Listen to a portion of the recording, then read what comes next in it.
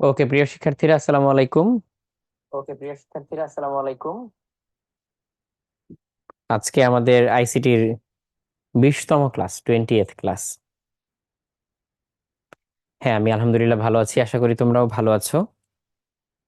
তাহলে চলো, এই রোজার দিনে আমরা আইসিটির লাস্ট ক্লাস কিন্তু ফার্স্ট চ্যাপ্টার এটা নিয়ে আলোচনা করি। তো এই চ্যাপ্টার নিয়ে আমার কিছু কথা আছে। এই চ্যাপ্টারে ইনফরমেশন প্রচুর, এবং অলমোস্ট কোনো কিছুই পুরাপুরি মানে ফুললি ব্যাখ্যা করার মতো আসলে সুযোগ পাওয়া যায় না এই চ্যাপ্টারে। কারণ এত কিছু জিনিস এখানে হচ্ছে ইনক্লুড করা হয়েছে, সেগুলাকে ট্রুলি আসলে তুমি যদি ইন ডেপথে বুঝতে চাও, তোমার আসলে হচ্ছে অনেক টাইম এন্ড এফোর্ট ব্যয় করা লাগবে। সো এখানে জিনিসগুলো সংক্ষেপে দেওয়া আছে, কাইন্ড অফ জাস্ট জিনিসটা কি, ডেফিনিশন এই লেভেলে আছে। কিছু কিছু জায়গায় সুবিধা অসুবিধা আছে, আর কিছু কিছু জায়গায় হয়তো হালকা ইউজড কেস সিনারিও, যেটা কোন জায়গায় লাগে, কাজে লাগে, এই জিনিসগুলো দেওয়া আছে। তো এই জিনিসগুলা সম্পর্কে অ্যাওয়্যার থাকলেই হবে। তোমার যেটা করতে হবে, যে এই চ্যাপ্টারটা সম্পর্কে যদি একটা ভালো আইডিয়া চাও, তোমার পুরো চ্যাপ্টারটা হচ্ছে বইটা ধরে গো থ্রু করতে হবে। তো এই জন্য পুরা বই আসলে স্লাইডে উঠাই দিয়ে লাভ হবে না। স্লাইডে আমি যেটা করব, আমি এই জিনিসগুলোকে একটু ব্যাখ্যা করার চেষ্টা করব, কোন জিনিসটা কি, ওভারঅল একটা হলিস্টিক আইডিয়া দেওয়ার চেষ্টা করব। বাট তোমাকে এই চ্যাপ্টারটা রিডিং দিতে হবে।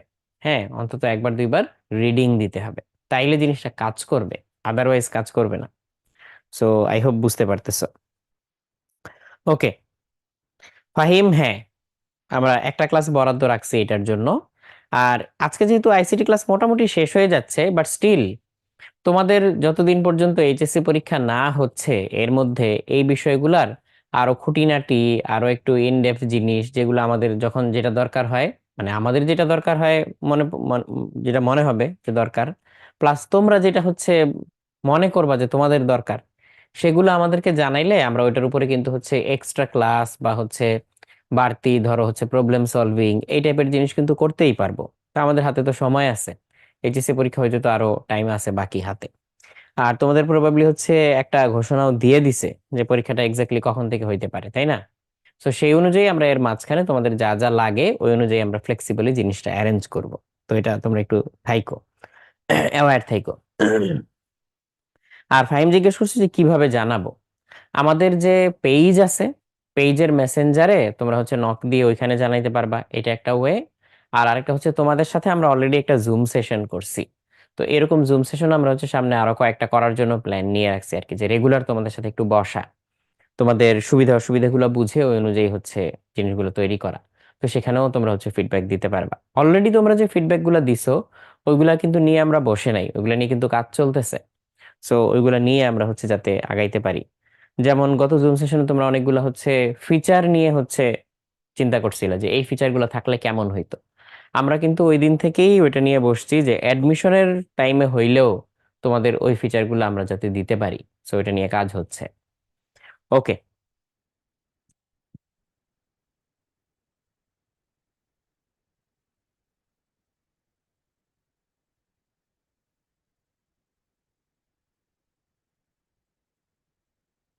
আর সাকিব যেটা বলছো এটা আমাকে একটু বইলো তো, যে কেন দূরে আসতে হচ্ছে, এটা একটু আমি বুঝার চেষ্টা করি, তাইলে হচ্ছে হয়তো একটা সলিউশন পাওয়া যাবে, বা হয়তো একটা ব্যবস্থা করা যাবে।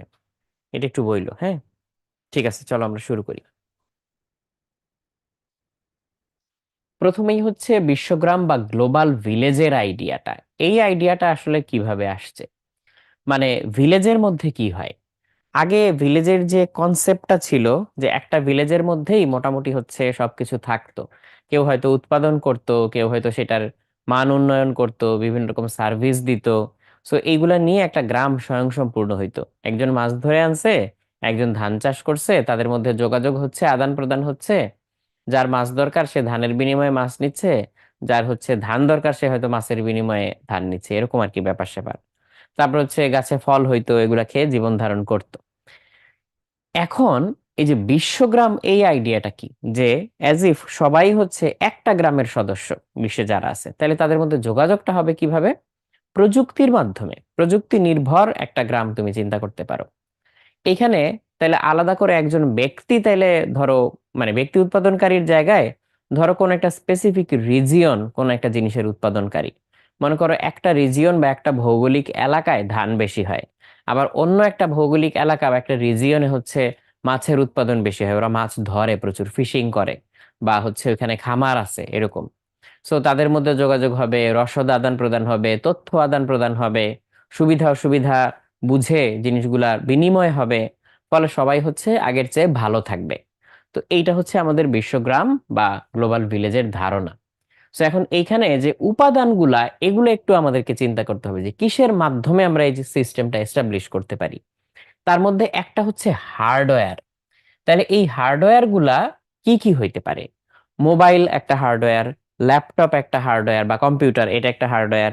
এবং এই মোবাইল বা ল্যাপটপ এগুলো পরস্পরের সাথে কানেক্টেড থাকে কিভাবে? ধরো ইন্টারনেটের মাধ্যমে। তাহলে কানেকশন দেওয়ার জন্য কি কি লাগে? আমরা আগের দিন যেগুলা পড়ছি, আমাদের হচ্ছে মডেম লাগে, আমাদের রাউটার লাগে, সুইচ লাগে, হাব লাগে, তাই না?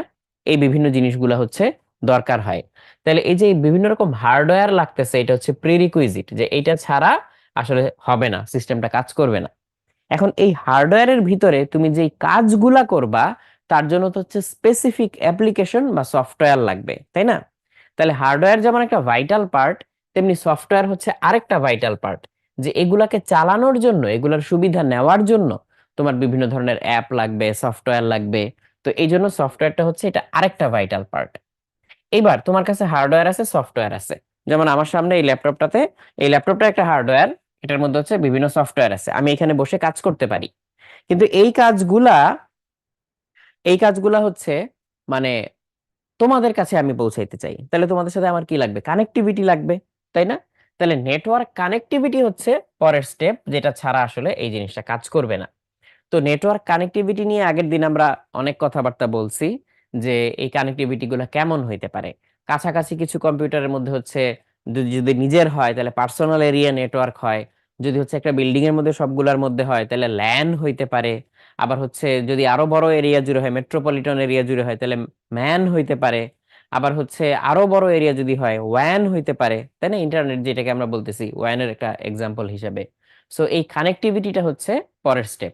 তাহলে আমার হার্ডওয়্যার লাগতেছে, সফটওয়্যার লাগতেছে, কানেক্টিভিটি লাগতেছে। এইবার আমি কি করব? আদান প্রদান করব আসলে কি? ডেটা, তাই না? আমি যাই করি না কেন আসলে কিন্তু আমি ডেটা আদান প্রদান করতেছি, আর কিন্তু কিছু না। আমি এই ইন্টারনেটের থ্রুতে বা এই কানেকশন গুলোর থ্রুতে আমি শুধু ডেটা আদান প্রদান করতেছি। এটা কেমন হইতে পারে? যেমন আমি কথা বলতেছি, এটাকে হচ্ছে তোমার সিগন্যালে পরিণত হচ্ছে, সিগন্যালটা হচ্ছে ডেটায় রূপান্তরিত হচ্ছে, সেটা তোমার কাছে যাচ্ছে, আবার সিগন্যাল হচ্ছে। তাহলে আমি আসলে পাঠাইলাম কি? কানেক্টিভিটির থ্রু দিয়ে ডেটা পাঠাইলাম, যে আমি কি বলতেছি তুমি শুনতে পাইতেছো। ব্যাংকিং সিস্টেমে কি সে ডেটা আদান প্রদান হয়? কে কার কাছ থেকে হচ্ছে কত টাকা পাইতেছে, টাকা পয়সার লেনদেন কিভাবে হচ্ছে, কে কত টাকা জমা রাখলো, কে উঠাইলো, এরকম অনেক কিছু হইতে পারে। তারপরে হচ্ছে আরো কি ধরনের ডেটা হইতে পারে?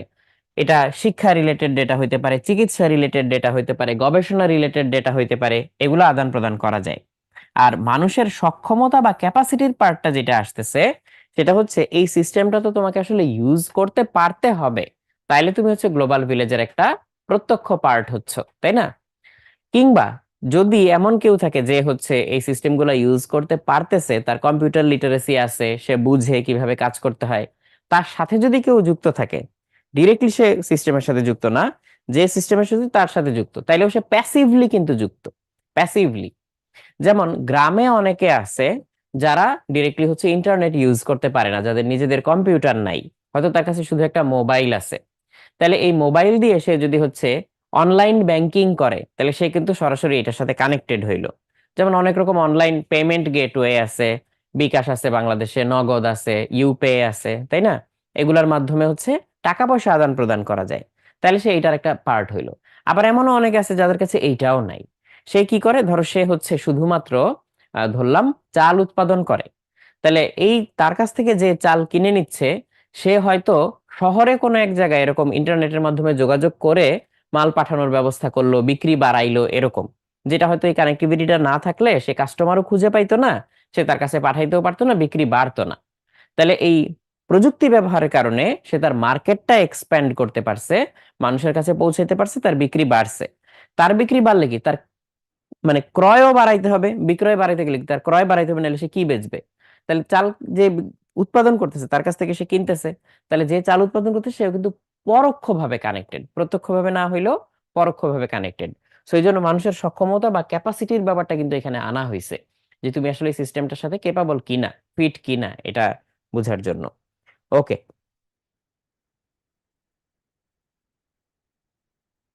আচ্ছা, সাকিবের প্রবলেমটা বুঝতে পারছি। সাকিব, এক্স্যাক্টলি এই প্রবলেমটাই নিয়ে আমরা কাজ করতেছি, যে যাতে অ্যাডমিশন টাইমে হইলেও তোমাদেরকে এই জিনিসটা দেওয়া যায়, তখন যেহেতু ক্লাসের ভলিউম এবং সংখ্যা সবই অনেক বেশি, যাতে এই প্রবলেমটা আমরা দূর করতে পারি। ঠিক আছে। ওকে। দেন বিশ্বগ্রাম প্রতিষ্ঠার সংশ্লিষ্ট প্রধান উপাদানগুলা, হ্যাঁ, যেমন যোগাযোগ বা কমিউনিকেশন, এটা তো বললাম যে কমিউনিকেশন প্রোটোকল ছাড়া এই জিনিসটা আসলে কোনোভাবেই সম্ভব হবে না। বিকজ এখানে তো ভৌগোলিক রিজিয়ন গুলো আলাদা আলাদা। তো এক জায়গা থেকে আরেক জায়গায় তথ্য, সংবাদ এগুলো যদি তুমি পাঠাইতেই না পারো, কমিউনিকেশন সিস্টেমটা যদি না থাকে, তাহলে জিনিসটা কাজ করবে না। তাহলে যোগাযোগ ব্যবস্থাটা এখানে ইম্পর্টেন্ট, এবং এই যোগাযোগের মাধ্যমে আমরা দ্রুত সময়ে সহজে যে কোনো জায়গার তথ্য কিন্তু পেয়ে যাই। সো এই নেটওয়ার্কটা হচ্ছে প্রতিষ্ঠিত। দ্বিতীয়ত হচ্ছে কর্মসংস্থান। এই সিস্টেমটা থাকার কারণে বা গ্লোবাল ভিলেজের আইডিয়াটা থাকার কারণে দেখো এখন কিন্তু সবাইকে অকুস্থলে গিয়ে কাজ করতে হয় না, অনেকেই কিন্তু রিমোটলি কাজ করতে পারে। যেমন ধরো কাইন্ড অফ, আমি যদি ফ্রিল্যান্সারদের কথা বলি, যারা ঘরে বসে বিশ্বের বিভিন্ন জায়গার ক্লায়েন্টদের কাজ করে।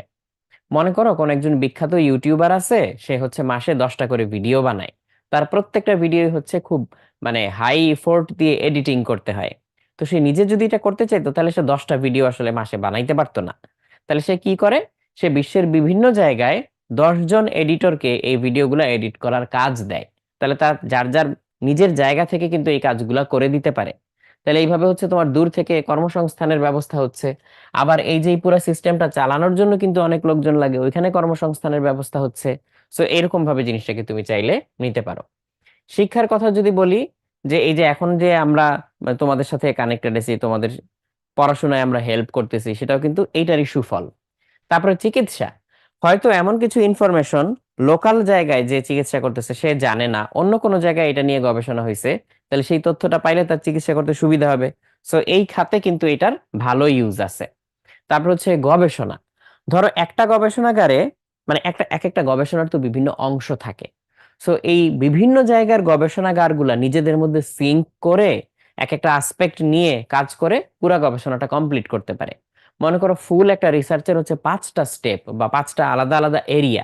সো এই 5টা এরিয়া যদি একটা ল্যাবে হচ্ছে করার সুযোগ না থাকে, তাইলেও আজকাল সমস্যা নাই।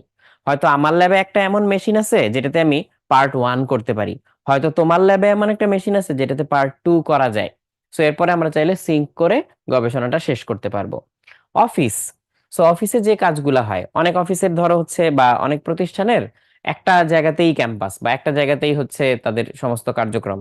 সো সেখানে হচ্ছে ইন্ট্রানেট হইতে পারে, ল্যান বা হচ্ছে ইভেন ম্যানের পার্ট হিসাবেও হইতে পারে, তারা যোগাযোগ করে করতে পারে। অনেক প্রতিষ্ঠান আছে যাদের হচ্ছে বিভিন্ন জায়গায় বিভিন্ন জিওগ্রাফিক লোকেশনে একাধিক ক্যাম্পাস আছে। সো তখন হচ্ছে আমাকে অন্যভাবে কানেক্ট করতে হবে, হয়তো ওয়্যানের মাধ্যমে কানেক্ট করতে হবে, বা স্যাটেলাইট কানেকশন লাগবে আমার বিভিন্ন রকমের। সো তাদের মাধ্যমে যোগাযোগ হবে, কাজ করবে। প্লাস অফিসে আমি বিভিন্ন যে প্রযুক্তি ইউজ করতেছি, অনেক আগে জিনিসগুলো কি হইতো, সবই কাগজে কলমে হইতো, সব হিসাব নিকাশ খাতা কলমে রাখা হইতো। এখন এমন কি কোনো অফিস আছে, তুমি চিন্তা করো, যত ছোটই হোক, এমন কি কোনো অফিস আছে যেখানে একটা কম্পিউটার নাই? তাহলে কম্পিউটারে এখন সমস্ত লগ রাখা হয়, হিসাব নিকাশ রাখা হয়, সমস্ত কার্যক্রম করা হয়। সো এই জায়গায় হচ্ছে এটা ইউজ আছে। বাসস্থান, যেমন বাসস্থানের বেলায় কি বলবো, যে স্মার্ট হোমের যে আইডিয়াটা, যে আগে বাসস্থান বলতে জাস্ট আমার একটা ঘর বাড়ি, আর কিছু না। রাত হইলে এখানে কি জ্বালাইতাম, মোম জ্বালাইতাম, কুপি জ্বালাইতাম, আর তো কিছু বাড়তি ছিল না। বাট এখন সব বাড়িতে, মানে সব বাড়িতে না বলবো না, মানে প্রযুক্তিগত যেগুলা আমরা আসপেক্ট বলতে পারি, যে বাড়িতে কি করা যায়, তোমার হচ্ছে কি আছে, বিদ্যুৎ আছে, তারপর হচ্ছে ইন্টারনেট আছে। এগুলার মাধ্যমে তুমি চাইলে পুরা বাড়িটাকে মনিটর করতে পারো, ম্যানেজ করতে পারো, ইভেন তুমি বাড়িতে না থাকলেও অটোমেটিক্যালি সবকিছু করা যায়। খুবই মোস্ট অ্যাডভান্সড যদি সিস্টেমগুলোর কথা বলি, একেবারে প্রত্যেকটা দরজা জানালা থেকে শুরু করে এভরিথিং, এগুলো সব সেন্সরের আওতায়। সো কোনটা খোলা বন্ধ, কি করতে হবে না করতে হবে, সব কম্পিউটার থেকে নিয়ন্ত্রণ করা যায়। টেম্পারেচার, হিউমিডিটি এগুলো নিয়ন্ত্রণ করা যায়। তারপর হচ্ছে ইভেন তোমার ফ্রিজে বাজার আছে কিনা এটা পর্যন্ত তোমার অ্যালার্ট দিবে। সো এন্টারটেইনমেন্ট সিস্টেম থেকে সবকিছু এর মধ্যে ম্যানেজ করা যায়, সো এই জায়গায় এটার ইউজ আছে। ব্যবসা বাণিজ্যের কথা তো বললামই, যে ওই যে তুমি নতুন মার্কেট এরিয়া খুঁজে বের করলা, মার্কেটে এক্সপ্যান্ড করলা, তোমার কাস্টমার খুঁজে পাইলা। সো এখান থেকে শুরু করে এভরিথিং, যেমন ধরো হচ্ছে কেউ যদি এখন চেষ্টা করে খুব অল্প সময়ের মধ্যে, তোমাদেরও কেউ কিন্তু এআই এর হেল্প নিয়ে এখন একটা ই কমার্স সাইট বানায় ফেলতে পারবা। সেই ই কমার্স সাইটে হয়তো তোমার লোকাল প্রডিউস যেগুলো যেগুলো হয়তো অন্য কোথাও পাওয়া যায় না, তুমি হয়তো কোনো একটা বিশেষ এলাকায় থাকো, যেমন কথার কথা হচ্ছে ধরো কেউ একজন তুমি বগুড়ায় থাকো, তুমি একটা ই কমার্স সাইট বানালে ওখানে কি পাওয়া যায়, শুধু বগুড়ার দই পাওয়া যায়। তুমি সবচেয়ে কম দামে সহজে সবার কাছে হচ্ছে দই সাপ্লাই দিতে চাও, তাহলে ওরকম একটা ই কমার্স তুমি বানায় ফেলতে পারো, এরকম আর কি। তো এগুলো এখানে ইউজ কেস সিনারিও আছে। সংবাদ বা নিউজ, এইটা তো মানে এখন আর নতুন করে বলার কিছু নেই, তোমরা সবাই জানো আমরা সব খবরাখবর আসলে পাই কিসের মাধ্যমে, এই প্রযুক্তিগত মাধ্যমের ভিতর দিয়েই তো। এখন ধরো আমি নিজে কাগজের নিউজ পেপার লাস্ট কবে পড়ছি আমার না আসলে মনে নাই, তোমাদেরও অনেকে হয়তো মানে সিমিলার সিচুয়েশনের মধ্যে দিয়ে যাচ্ছ। বিনোদন এবং সামাজিক যোগাযোগ, এইটা তোমাদেরকে আর কি বলবো, মানে এখান থেকে আসলে কষ্ট কইরাও হচ্ছে তোমাদেরকে আমাদেরকে অনেককে হচ্ছে দূরে রাখা যাচ্ছে না।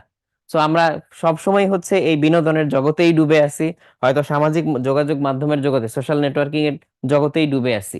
একটা সময় কিন্তু এরকম ছিল না, তখন মানে বিনোদনের জন্য হচ্ছে অন্য অন্য অনেক ধরনের মাধ্যম ছিল। গ্রামে একটা মেলা হইলে মানুষের মধ্যে সারা পড়ে যেত, আরে মেলা হয়েছে, এখানে অনেক এন্টারটেইনমেন্টের ব্যবস্থা থাকবে। কিংবা হচ্ছে পালা গান হইতো, কিংবা বিভিন্ন ধরনের মঞ্চ নাটক, যাত্রা, এই ধরনের জিনিসপাতি হইতো আর কি। সো এগুলো তখন মানুষের বিনোদনের মাধ্যম ছিল। তারপর হচ্ছে মানুষরা মানে দলে দলে এরকম ঘুরে গান টান গাইতো, বয়াতি ছিল, তারপর হচ্ছে বাউল টাউল ছিল, এরকম। সো এখন মানুষের সমস্ত বিনোদনের কেন্দ্র হয়ে গেছে কি, মোবাইল, পিসি, এগুলা। সো এইখানেই এখন তুমি হচ্ছে ইউটিউবে এন্টারটেইনমেন্ট পাচ্ছ, বিভিন্ন রকম স্ট্রিমিং সার্ভিস গুলোর মধ্যে তুমি বিভিন্ন মুভি সিরিজ এগুলো দেখতে পাচ্ছ, যেগুলো আগে হয়তো সিনেমা হলে যাওয়া লাগতো, এরকম। আর সামাজিক যোগাযোগের মাধ্যম, এটা আমার কিছুই বলার নাই, এটা তোমরা হচ্ছে অনেক ভালো করেই জানো, এবং এটার ক্ষতিকর দিক, উপকারী দিক সবই তোমরা হচ্ছে খুব ভালো করে জানো। যে হ্যাঁ, নেসেসারি তথ্য আদান প্রদান করতে, ফ্রেন্ডস এন্ড কমিউনিটির সাথে যোগাযোগ রাখতে আমরা এটা ইউজ করতে তো পারি, কিন্তু অ্যাবিউজ হচ্ছে যে আমি সারাদিন বসে বসে হচ্ছে স্ক্রল করলাম, সময় নষ্ট করলাম, এভরিথিং, এইটা। ওকে।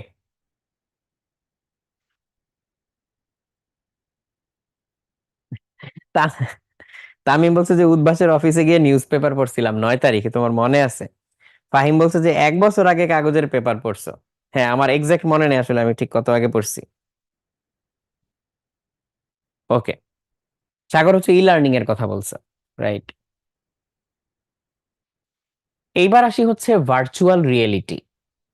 ভার্চুয়াল রিয়েলিটি এই জিনিসটা সামনে মোর অ্যান্ড মোর কমন হয়ে যাবে। দেখো পৃথিবীটা আসলে কোথায় যাচ্ছে। আগে কোন একটা নিউজ পাইতাম আমরা কি খবরের কাগজের মাধ্যমে, তাই না? এখন নিউজ পাই আমরা হচ্ছে হাতের মোবাইলে। সামনে এই মোবাইল যেমন এখন খুব কমন একটা ডিভাইস হয়ে গেছে, এই ভার্চুয়াল রিয়েলিটি ডিভাইস গুলা এগুলাও হচ্ছে সামনে বেশ কমন হয়ে যাবে।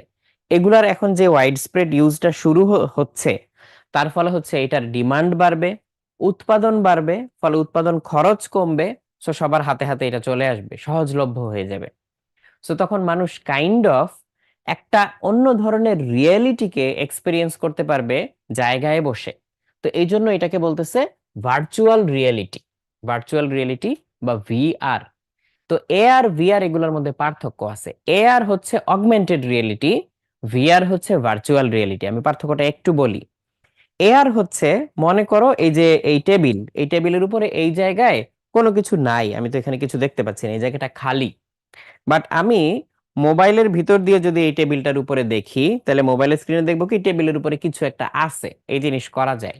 তো এটা হচ্ছে আমার যে রিয়েলিটি আছে টেবিল, এই রিয়েলিটিকে অগমেন্ট করলো, ইমপ্রুভ করলো, তাহলে সেটা হচ্ছে অগমেন্টেড রিয়েলিটি।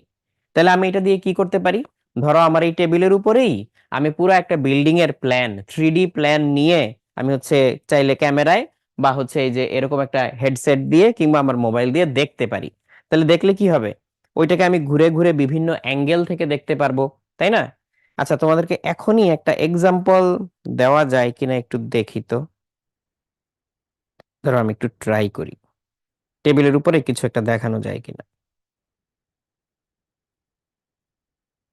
ছোট যে কোনো কিছু হইতে পারে, বিভিন্ন রকমের এআর ভিআর অ্যাপ পাওয়া যায়, এগুলোর সাহায্যে চাইলে দেখানো যাইতে পারে।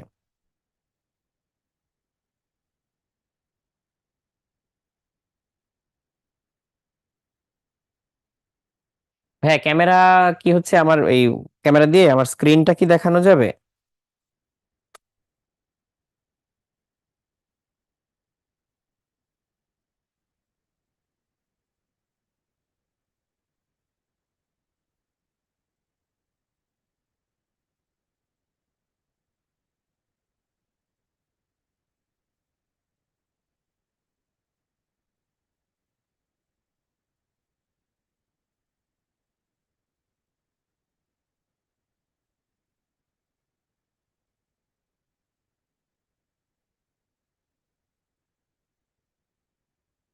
দাঁড়াও, লোড হচ্ছে। আমি এদিকে চলে আসি।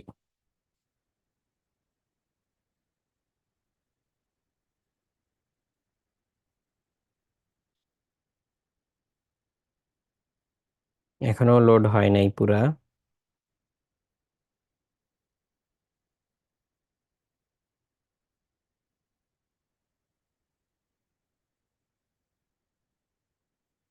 আচ্ছা, লোড হোক, লোড হইলে দেখাবো। তো যেটা বলতেছিলাম, যে এই জিনিসগুলা নিয়ে কারা কারা কাজ করতেছে।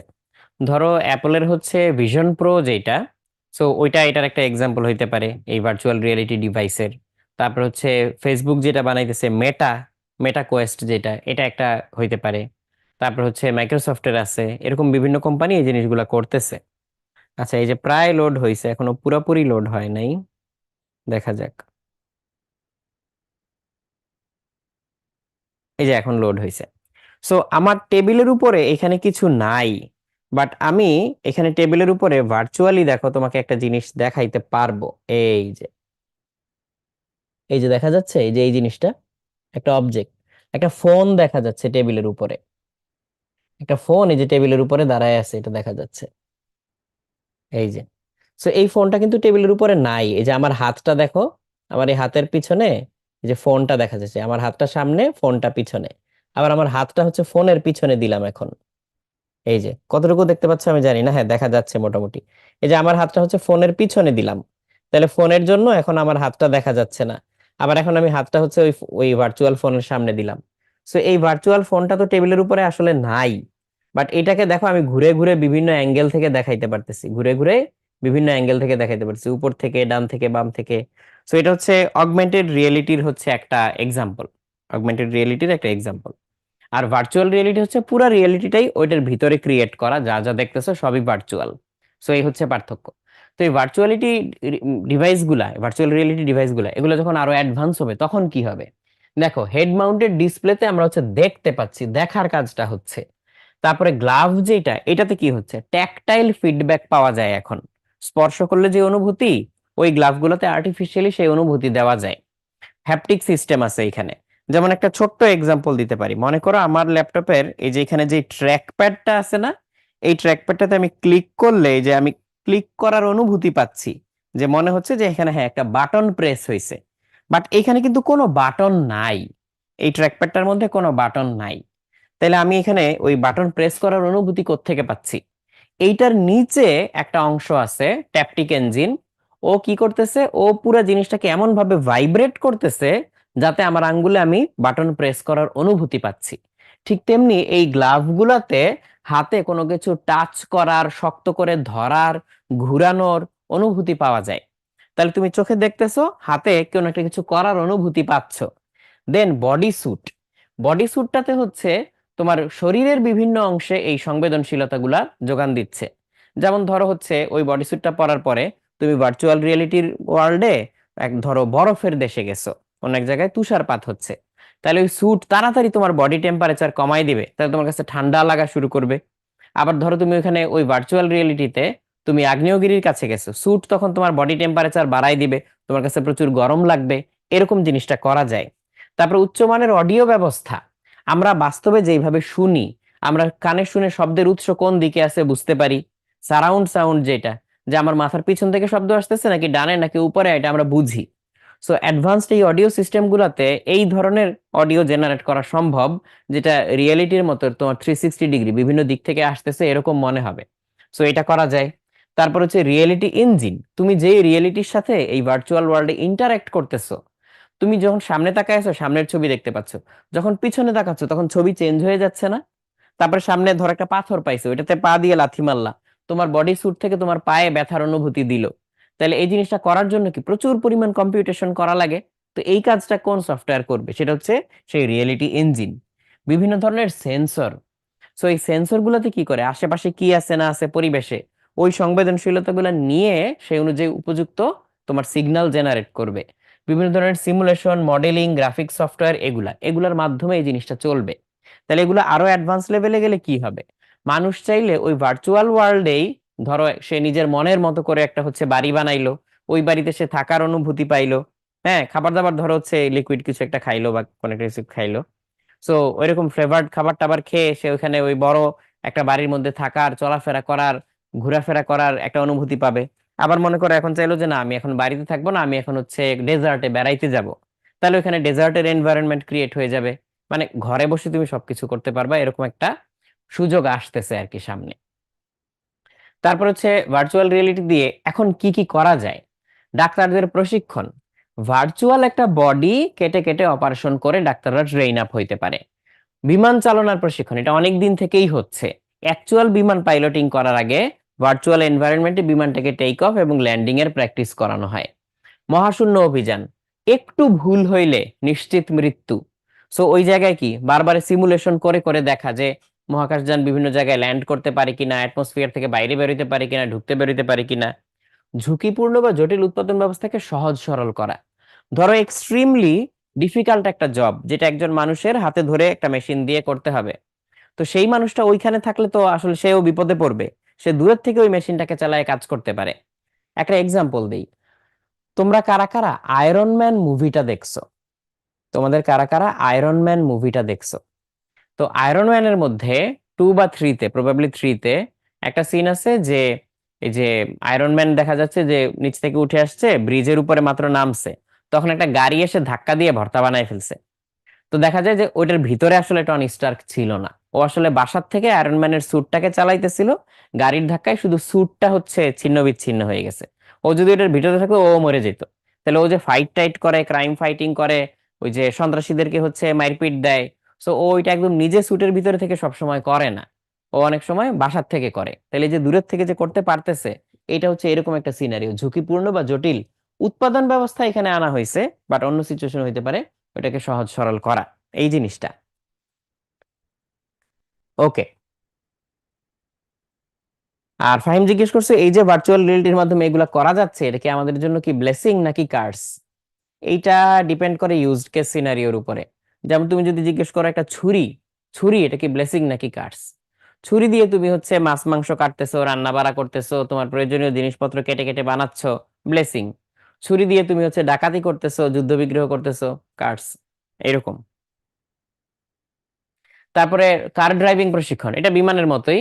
সেনাবাহিনীতে যুদ্ধ প্রশিক্ষণ, এখন এত এরকম অ্যাডভান্স লেভেলের হচ্ছে তোমার ভার্চুয়াল ওয়েপন আছে, যে অ্যাকচুয়ালি বন্দুকে গুলি করলে যে রিকয়েল হয়, কিকটা পাওয়া যায়, ওই ভার্চুয়াল বন্দুক থেকে তো আর গুলি বের হয় না, হ্যাঁ লাইট টাইট বের হয়, সাউন্ড হয়, ওইটাও এরকম ঝাঁকি দেয়, কিক হয়। সো সৈন্যরা নিরাপদ এনভায়রনমেন্টে এগুলা দিয়ে দিয়ে ট্রেন আপ করে তারপর হচ্ছে রিয়েল জিনিস হাতে নিতে পারে, ওইরকম সুযোগ আছে। গেমস তৈরি, এটা তো এখন অনেক বড় industry, virtual reality related game তৈরি করা। বিনোদন এবং মিডিয়া ক্ষেত্রে তুমি একটা ইমার্সিভ এক্সপিরিয়েন্স পাচ্ছ, তোমার কাছে মনে হবে 100 ফিট বড় হচ্ছে একটা স্ক্রিনের মধ্যে তুমি টিভি দেখতেছো বা মুভি দেখতেছো, এটা ভার্চুয়াল রিয়েলিটি দিয়ে করা পসিবল। তারপরে আসতেছে এআই বা কৃত্রিম বুদ্ধিমত্তা, এটা নিয়ে এখন এখন কিন্তু প্রচুর কথাবার্তা হচ্ছে। তো এর সাথে এই যে নিউরাল নেটওয়ার্ক, এই জিনিসগুলোও related. So artificial neural network এই জিনিসটা কি, একটা হিউম্যান একটা জিনিসকে যেইভাবে হচ্ছে শিখে, ওই রকম করে কম্পিউটারকে শেখানোর ব্যবস্থা, এটা হচ্ছে নিউরাল নেটওয়ার্ক। নিউরন গুলা যেরকম একটা আরেকটার সাথে কানেক্টেড থাকে, ঠিক তেমনি এখানে হচ্ছে ভার্চুয়াল নিউরন থাকে, আর্টিফিশিয়াল নিউরন থাকে। সো ইনপুট লেয়ারে কিছু জিনিস কাজ করে, ও হচ্ছে তুমি যেই কাজটা করবা সেই কাজের সম্পর্কে ডাটা ইনপুট নেয়, আর একটা আউটপুট লেয়ার থাকে যে তোমাকে রেজাল্ট দেয়, আর এগুলোর মাঝখানে থাকে হচ্ছে হিডেন লেয়ার। সো এখন মনে করো তুমি হচ্ছে নিউরাল নেটওয়ার্কের মাধ্যমে ট্রেন আপ করতে পারবা একটা সিস্টেমকে। ধরো ওকে তুমি হাতের লেখা চিনাবা, হাতের লেখা। তাহলে হাতের লেখা চিনানোর জন্য আমরা কি করি, ধরো কেউ একজন হচ্ছে স্বরে অ লেখে এইভাবে, কেউ একজন স্বরে অ লেখে এইভাবে, তাহলে এটা দেখে তুমি যেমন স্বরে ও বলবা, ঠিক তেমনি আমি যদি এরকম করি তাহলে তুমি কি স্বরেও বলবা না? কিংবা আমি যদি হচ্ছে এরকম লিখি তাহলে কি তুমি স্বরেও বলবা না? বলবা। বাট তিনটা তিন রকম হয়েছে না? তিনটা তো তিন রকম হয়েছে। এখানে আমি হয়তো অনেক সময় হচ্ছে এই পুরাটা নাও দিতে পারি, এইটুক দিলাম, এইটুক দিয়ে এইখান থেকে ধরে এরকম করলাম। তোমার যদি জিজ্ঞেস করো এটা কোন অক্ষর, তুমি বলবা যে আইদার এটা স্বরেও, অথবা যদি হাতের লেখা খুব খারাপ হয় তাহলে দন্ত স হইতে পারে। বাট এর বাইরে তো আর তুমি অন্য কিছু বলবা না, তাই না? বা কেউ কেউ হচ্ছে খুব কষ্ট কল্পনা করলে এটাকে গ ভাবতে পারো। তাহলে এইরকম কেসে আমরা নিজেরাই তো শিওর না, তাহলে এরকম কারো যদি হাতের লেখা থাকে তাহলে ওটা বুঝার উপায় কি? তখন আমরা কি দেখি, যেই অক্ষরটা সম্পর্কে আমার সন্দেহ, তখন আমি তার আগের বা পরের অক্ষরটা দেখি, দেখে পুরো শব্দ আকারে জিনিসটাকে বুঝার চেষ্টা করি, করি না এরকম? সো ঠিক তেমনি ভাবে হাতের লেখা চিনানোর জন্য একটা কম্পিউটারকেও ওইভাবে ট্রেইন আপ করা, এইটাকেই আমরা বলতেছি যে আর্টিফিশিয়াল নিউরাল নেটওয়ার্ক। বুঝতে পারছো? সো এখানে হিডেন লেয়ার যত বেশি, সিস্টেমটা তত জটিল এবং সিস্টেমটা তত কেপাবল। নিউরনগুলোর মধ্যে যেমন কানেকশন চেঞ্জ হয়, ঠিক তেমনি আমার ডিজায়ার্ড আউটপুট এবং প্রোভাইডেড ইনপুটের উপরে ভিত্তি করে এই হিডেন লেয়ারের যে আর্টিফিশিয়াল নিউরনগুলো আছে, এদের মধ্যে কিন্তু কানেকশন, ওয়েটেজ, এগুলো সবই চেঞ্জ হয়, হয়ে হয়ে সিস্টেমটা ট্রেন হয়। তাইলে একই জিনিস, একই সিস্টেম, এটাকে তুমি একজন নিয়ে এক কাজের জন্য ট্রেন করতে পারবে, আরেকজন নিয়ে আরেক কাজের জন্য ট্রেন করতে পারবে। তাহলে এটা হচ্ছে নিউরাল নেটওয়ার্কের সুবিধা, যেটাকে যে কোনো কিছু শিখানো যায়। তার মানে তোমাকে প্রত্যেকটার জন্য একটা করে সফটওয়্যার লিখতে হবে না, ও নিজে নিজে শিখে ওই কাজটা করতে পারবে। তো এটা হচ্ছে আর্টিফিশিয়াল নিউরাল নেটওয়ার্কের সুবিধা। ওকে।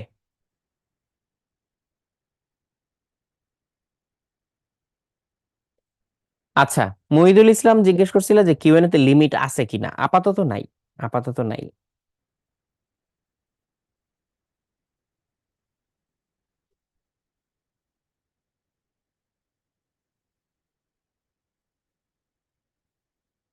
নট অ্যাভেলেবল হওয়ার কথা না। ঠিক আছে, আমি তাহলে একটু দেখবো এখানে অন্য কোনো ঝামেলা হইলো কিনা। হ্যাঁ, ঠিক আছে, আমি ক্লাসটা শেষ করে এটা খোঁজ নিব।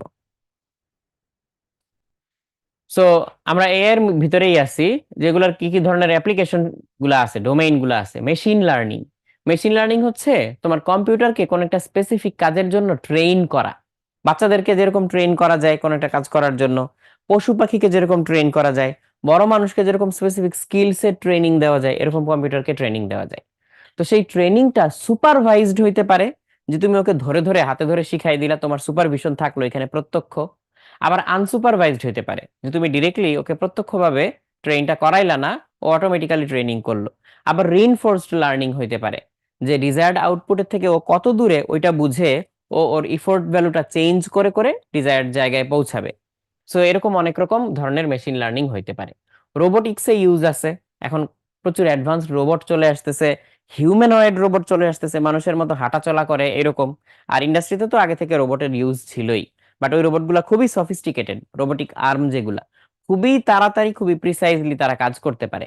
একটা বড় গাড়ি, ওইটার বিভিন্ন পার্ট অ্যাসেম্বল করার জন্য আগে মানুষকে অনেক মেটিকুলাসলি বসে বসে এগুলো বসাইতে হইতো। এখন জাস্ট কয়েকটা রোবোটিক আর্ম ধুমাধুম বসায় দেয় খুব দ্রুত। যেমন একটা এক্সাম্পলও দিতে পারি, ধরো আমাদের এই বিল্ডিং এই ওই ছোট ছোট সার্কিট, হ্যাঁ, সারফেস মাউন্টেড ডিভাইস, একদম পিচ্ছি পিচ্ছি ক্ষুদ্র ক্ষুদ্র এরকম সার্কিট কম্পোনেন্ট, এগুলা সার্কিট বোর্ডের উপরে বসায় সার্কিট বানাইতে হয়। মনে করো সোলার চার্জ কন্ট্রোলার। তো এই জিনিস যখন আমরা বানাই, তখন ওই একটা সার্কিট বোর্ডের উপরে একটা মানুষ যদি কম্পোনেন্ট গুলা বসাইতো, ওর কমপক্ষে আধা ঘন্টা লাগতো এই সবগুলা বসায় সারতে, বা অনেক ক্ষেত্রে তার চেয়েও বেশি লাগতো। আবার এর মধ্যে ভুল হওয়ার সম্ভাবনা থাকে। বাট ওইটা আমরা হিউম্যান দিয়ে না করে, নিচে একটা মেশিন আছে, মেশিনটার নাম হচ্ছে পিক এন্ড প্লেস মেশিন। ওর কাছে সব কম্পোনেন্টের লিস্ট দেওয়া থাকে, কম্পোনেন্ট গুলা এরকম রেল আকারে দেওয়া থাকে। ও এখান থেকে ক্যামেরা দিয়ে দেখে দেখে দ্রুত নিয়ে নিয়ে নিয়ে নিয়ে জায়গা মতো বসায় দেয়। ওর পুরাটা বসাইতে হয়তো 1-1.5 মিনিট লাগে। তাহলে দেখো, একটা মানুষ 30 মিনিটে যা করে, ও 1 মিনিটে তাই করে ফেলতে পারতেছে। খালি তাই না, ওই মানুষটাকে তো 2-3 ঘন্টা পরে একটু রেস্ট দিতে হবে, তো একটু চোখটা বন্ধ করবে, একটু দম নিবে, তারপরে না আবার কাজ শুরু করবে। বাট মেশিনের কোনো ক্লান্তি নাই। সো এই রোবোটিক্সে হচ্ছে এগুলার খুব ভালো ইউজ আছে। Speech recognition. এখন তোমরা কি খেয়াল করছো ফেসবুকে বিশেষ করে ওই কোনো ভিডিওতে ক্যাপশন যে বাংলায় অটো জেনারেট হয়, এটা কেউ নোটিস করছো? তাহলে যে ক্যাপশন যে অটো জেনারেট হয়, এটা ও এই ট্রান্সক্রিপ্টটা করে কেমনে? স্পিচ রিকগনিশনের মাধ্যমে। আমার ল্যাঙ্গুয়েজটা ও বুঝে, বুঝে এখান থেকে স্পিচটা আলাদা করতে পারে, আইডেন্টিফাই করতে পারে, করে এখানে লিখে দিতে পারে। এমনকি স্পিকার রিকগনিশনও পসিবল। স্পিচ রিকগনিশন স্পিকার রিকগনিশনের পার্থক্য হচ্ছে যে ধরো একটা জায়গায় 5 জন কথা বলতেছে, তুমি একজনকে নির্দিষ্ট করে দাও যে ওর কথাটুকু তুমি আলাদা করে দাও, সে এটাও পারে। তারপর হচ্ছে ভিশন। তোমার এখানে কম্পিউটার ভিশন হইতে পারে, মানে হচ্ছে কোন একটা অবজেক্টকে চিহ্নিত করা, বা হচ্ছে এটা কি এটা বুঝা এরকম। আবার এখানে হচ্ছে তোমার ইমেজ প্রসেসিংও হইতে পারে, তার মানে ইমেজের বিভিন্ন বৈশিষ্ট্য শনাক্ত করে সেখান থেকে ডিসিশন নেওয়ার যে ক্যাপাবিলিটি, সেটা হচ্ছে এই ভিশনের মধ্যে পড়ে। যেমন এগুলোর মাধ্যমে এখন কি করা যায়, ধরো তোমার টিস্যু থেকে আমি স্যাম্পল নিছি, ওইটার ছবি তুললাম, সেখানে হচ্ছে আমি ইমেজ প্রসেসিং করে বা কম্পিউটার ভিশনের সাহায্যে চাইলে বুঝতে পারবো যে ক্যান্সার হয়েছে কিনা। কেমন? ধরো কোন একটা বিশেষ ক্যান্সারের জন্য কোষগুলা বিশেষ একটা আকৃতি পায়। এখন একটা হিউম্যানকে এটাকে অনেক জুম করে মাইক্রোস্কোপ দিয়ে দেখে প্রত্যেকটা হচ্ছে 1 বাই 1 চেক করা, এটা এক্সট্রিমলি ডিফিকাল্ট ব্যাপার। বাট ওই কম্পিউটার ভিশনের সাহায্যে এটা অনেক ইজিলি করা যায়, অনেক দ্রুত করা যায়। এরকম ঘটনা অলরেডি ঘটছেও। একটা বিশেষ ক্যান্সারের কারণে কিছু সেল ডোনাটের আকৃতি পায়, তো ওইটা শনাক্ত করার জন্য একটা সফটওয়্যার ওরা মডিফাই করে ইউজ করছে। যে সফটওয়্যারটা অরিজিনালি ইউজ হইতো দোকানে চেক আউটে। চেক আউট মানে কি, যেখানে তুমি টাকা পয়সা দিচ্ছ যে ভাই আমি এইটা এটা খাইছি বা এটা এটা কিনছি, এত টাকা দিতে হবে এরকম। সো ওই ওখানে ডোনাট বিক্রি হয় দোকানে। সো ওই ডোনাট বিক্রি কয়টা নিচ্ছে আর কি, ওটা ক্যামেরার নিচে দিলে অটোমেটিক্যালি বিল জেনারেট করে দেয় ছবিটা দেখে। সো ওই ডোনাটের আকৃতি বোঝার জন্য তার ওই সফটওয়্যারটা বানানো লাগছে। পরে ওই সফটওয়্যারের একটা মডিফাইড ভার্সন দিয়ে দেখো ক্যান্সার শনাক্ত করে ফেলছে, এরকম ঘটনাও ঘটছে। সো ভিশনের কথাটা বলতেছিলাম। এক্সপার্ট সিস্টেম হচ্ছে, এক্সপার্ট কাকে বলে, কোন একটা বিষয়ে যার অনেক নলেজ আছে স্পেসিফিক বিষয়ে। সো এখন কম্পিউটার সিস্টেমকেই কোন একটা বিষয়ে এক্সপার্ট বানায় ফেলা যায়। মনে করো মোটর মেকানিক আমরা এক্সপার্ট বানাইলাম একটা সিস্টেমকে, তাহলে কি হবে, তোমার গাড়ির ইঞ্জিন স্টার্ট নিচ্ছে না, তুমি ওইটারই প্রশ্ন করলা যে আমি ইঞ্জিন স্টার্ট দিছি, আমার এরকম সাউন্ড হয়েছে, ঠিক এত সেকেন্ড পরে হচ্ছে ইঞ্জিন বন্ধ হয়ে গেছে, কি করতে হবে? সে তখন প্রচুর পরিমাণ ডাটা অ্যানালাইসিস করে তথ্যপত্র বিশ্লেষণ করে তোমার বলো যে আচ্ছা তোমার মনে হয় ইঞ্জিনে ওই জায়গায় সমস্যা হয়েছে, তুমি ওই জায়গাটা একটু ঠিক করে আবার স্টার্ট দেওয়ার চেষ্টা করো তো, দেখো তো কি হয়। তো তুমি প্রশ্ন করে করে ওর থেকে তুমি সিদ্ধান্ত নিতে পারবে, সমাধান বের করতে পারবে। এটা হচ্ছে এক্সট্রা সিস্টেম আর কি। ওকে সজীব, হ্যাঁ হ্যাঁ, তা তো বটেই। তারপর হচ্ছে natural language processing. Natural language বলতে কি, যে আমি এখন কথা বলতেছি, কিংবা যদি ইংলিশে বলি তাহলে ইংলিশে, বা অন্য কেউ অন্য ভাষায় বললে অন্য ভাষায়, এইটা কম্পিউটার বুঝতে পারে কিনা। তোমরা হচ্ছে যে গুগলের যে ভয়েস অ্যাসিস্ট্যান্ট ওকে গুগল, এটা অনেকে ইউজ করো। আবার যেমন আমি হচ্ছে হেই সিরি, সিরি বললে হচ্ছে সিরি জেগে ওঠে, ও বিভিন্ন কথাবার্তা আমাকে বলতে পারে। তো এই যে এরকম ভয়েস অ্যাসিস্ট্যান্ট গুলো আছে, অ্যামাজনের কি আছে অ্যালেক্সা, তাহলে অ্যাপলের জন্য সিরি বললাম, অ্যামাজনের জন্য অ্যালেক্সা বললাম। তো এরকম স্যামসাং এর জন্য আছে, উইন্ডোজ এর জন্য আছে এরকম। সো ওরা কি তোমার ন্যাচারাল ল্যাঙ্গুয়েজ বুঝে, তাই না? সো এই ন্যাচারাল ল্যাঙ্গুয়েজ গুলো বুঝে ও তোমার কথা বুঝে সে অনুযায়ী অ্যাকশন নিতে পারে এরকম। সো এটা হচ্ছে ন্যাচারাল ল্যাঙ্গুয়েজ প্রসেসিং এর এক্সাম্পল। ওকে, যেমন আমি এখন সিরি অন করছি, তো এখন সিরিকে যদি কিছু জিজ্ঞেস করি ও অ্যান্সার দিতে পারবে। দাঁড়াও অফ করে আবার অন করি। How is the weather today? Okay, ওরে জিজ্ঞেস করছি যে আজকে ওয়েদারটা কেমন। ও আমাকে বলছে যে I can tell your location because of your settings, আমি লোকেশন অফ করে রাখছি। তো এই জন্য ও বুঝতেছে না যে আমাকে কোন জায়গার ওয়েদার বলবে। আমাকে হচ্ছে ক্যালিফোর্নিয়ার ওয়েদার দেখাই দিছে, যে যদিও আমি লোকেশন নির্দিষ্ট করে দেই নাই, এই জন্য সে আমাকে হচ্ছে পসিবল কিছু লোকেশনের ওয়েদার দেখাই দিচ্ছে এইরকম আর কি। সো আমার ও কথা বুঝছে, বুঝে তারপর হচ্ছে সেই অনুযায়ী একটা অ্যাকশন নিছে। তো এটা হচ্ছে একটা এক্সাম্পল এইরকম। সো অনেকেই তোমরা ওকে গুগল ইউজ করো, ওইটার কথা বলতেছিলাম আর কি। তো এটা ন্যাচারাল ল্যাঙ্গুয়েজ প্রসেসিং এর একটা এক্সাম্পল। রোবোটিক্সে যদি আসি, রোবোটিক্সে হচ্ছে অনেকগুলো পার্ট আছে আসলে। মুভেবল বডি মানে কি, যে জিনিসটা হচ্ছে মুভ করতেছে, নড়াচড়া করতেছে, তাই তো? এগুলার আবার অনেকগুলা ভাগ ভাগ আছে, আমি একটা একটা করে যাই। মনে করো অ্যাকচুয়েটর। মোটর বলে যে জিনিসটাকে তুমি চিনো, এটা কি একটা রোটারি অ্যাকচুয়েটর। অ্যাকচুয়েটর মানে কি, যে হচ্ছে মুভমেন্ট ক্রিয়েট করে। আবার লিনিয়ার অ্যাকচুয়েটরও আছে। সেটা কেমন? তোমরা অনেকে খেয়াল করলে দেখবা, যদি দাঁতের ডাক্তারের কাছে যাও বা হসপিটালে যাও, এখানে যে বেডটাতে শোয়ায়, সুইচ টিপলে ওইটা কি উঠে নামে এরকম হয় না? তো এটা নিচে দেখবে এরকম কতগুলো ডান্ডা আছে, ওইগুলো হচ্ছে অটোমেটিক্যালি বড় ছোট হয়, ওইগুলার ধাক্কা খেয়ে এই জিনিসগুলো উঠে নামে। সো এটা হচ্ছে একটা লিনিয়ার অ্যাকচুয়েটর, যে লেংথ বাড়ে কমে। মোটর হচ্ছে রোটারি অ্যাকচুয়েটর, যেটা ঘুরে। সো এরকম বিভিন্ন রকম অ্যাকচুয়েটর আছে। তারপর হচ্ছে বৈদ্যুতিক উৎস বা পাওয়ার সিস্টেম, ও তো হচ্ছে, ও তো আর খাওয়া দাবার খায় না, ওর হচ্ছে কারেন্ট দিতে হয়। তো এই পাওয়ার সিস্টেম থেকে সে হচ্ছে পাওয়ার পায়। তবে হ্যাঁ, গ্যাস্ট্রোবটিক্স নামে একটা রোবোটিক্স এর শাখা আছে। সেই গ্যাস্ট্রোবটিক্স হচ্ছে এমন একটা শাখা যেই রোবট গুলা খাবার হজম করে ওইখান থেকে শক্তি নিয়ে চলার চেষ্টা করে। এইরকম যদি হয়ে যায় বা এটা যদি ওয়াইড স্প্রেড হয়ে যায়, তাহলে দেখো কি সমস্যা হবে।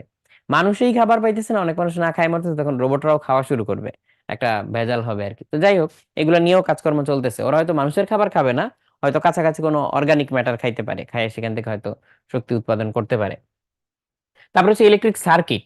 পুরো রোবটের বডি জুড়েই তো ইলেকট্রিক সার্কিট আছে, বিভিন্ন জায়গায় বিভিন্ন রকম সার্কিট। তারপর হচ্ছে ম্যানিপুলেশন। ম্যানিপুলেশন মানে কি? মনে করো এই রোবটটা হাত দিয়ে ধরে একটা বাক্স বানাইলো, কাগজ ভাঁজ করে একটা বাক্স বানাইলো, তাহলে তার সামনে যে অবজেক্টটা আছে সেটার মধ্যে সে কোনো পরিবর্তন নিয়ে আসলো, তো এটা হচ্ছে ম্যানিপুলেশন।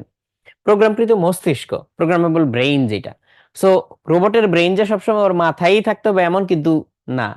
সো এখানে গুলি করলে যে ও মরে যাবে তাও না, ও তখনও হয়তো চলন্ত থাকতে পারে, কারণ ওর হয়তো মেইন ডিসিশন নেওয়ার যে সার্কিট গুলো সেগুলো হয়তো বুকের ভিতরে হইতে পারে। সো ও কি করবে না করবে, কিভাবে ডিসিশন নেবে, কিভাবে রিয়েক্ট করবে, কিভাবে সিচুয়েশন হ্যান্ডেল করবে, তো এটা তার মস্তিষ্কে প্রোগ্রাম করা। আর লাস্টে হচ্ছে অনুভূতি বা সেন্সিং।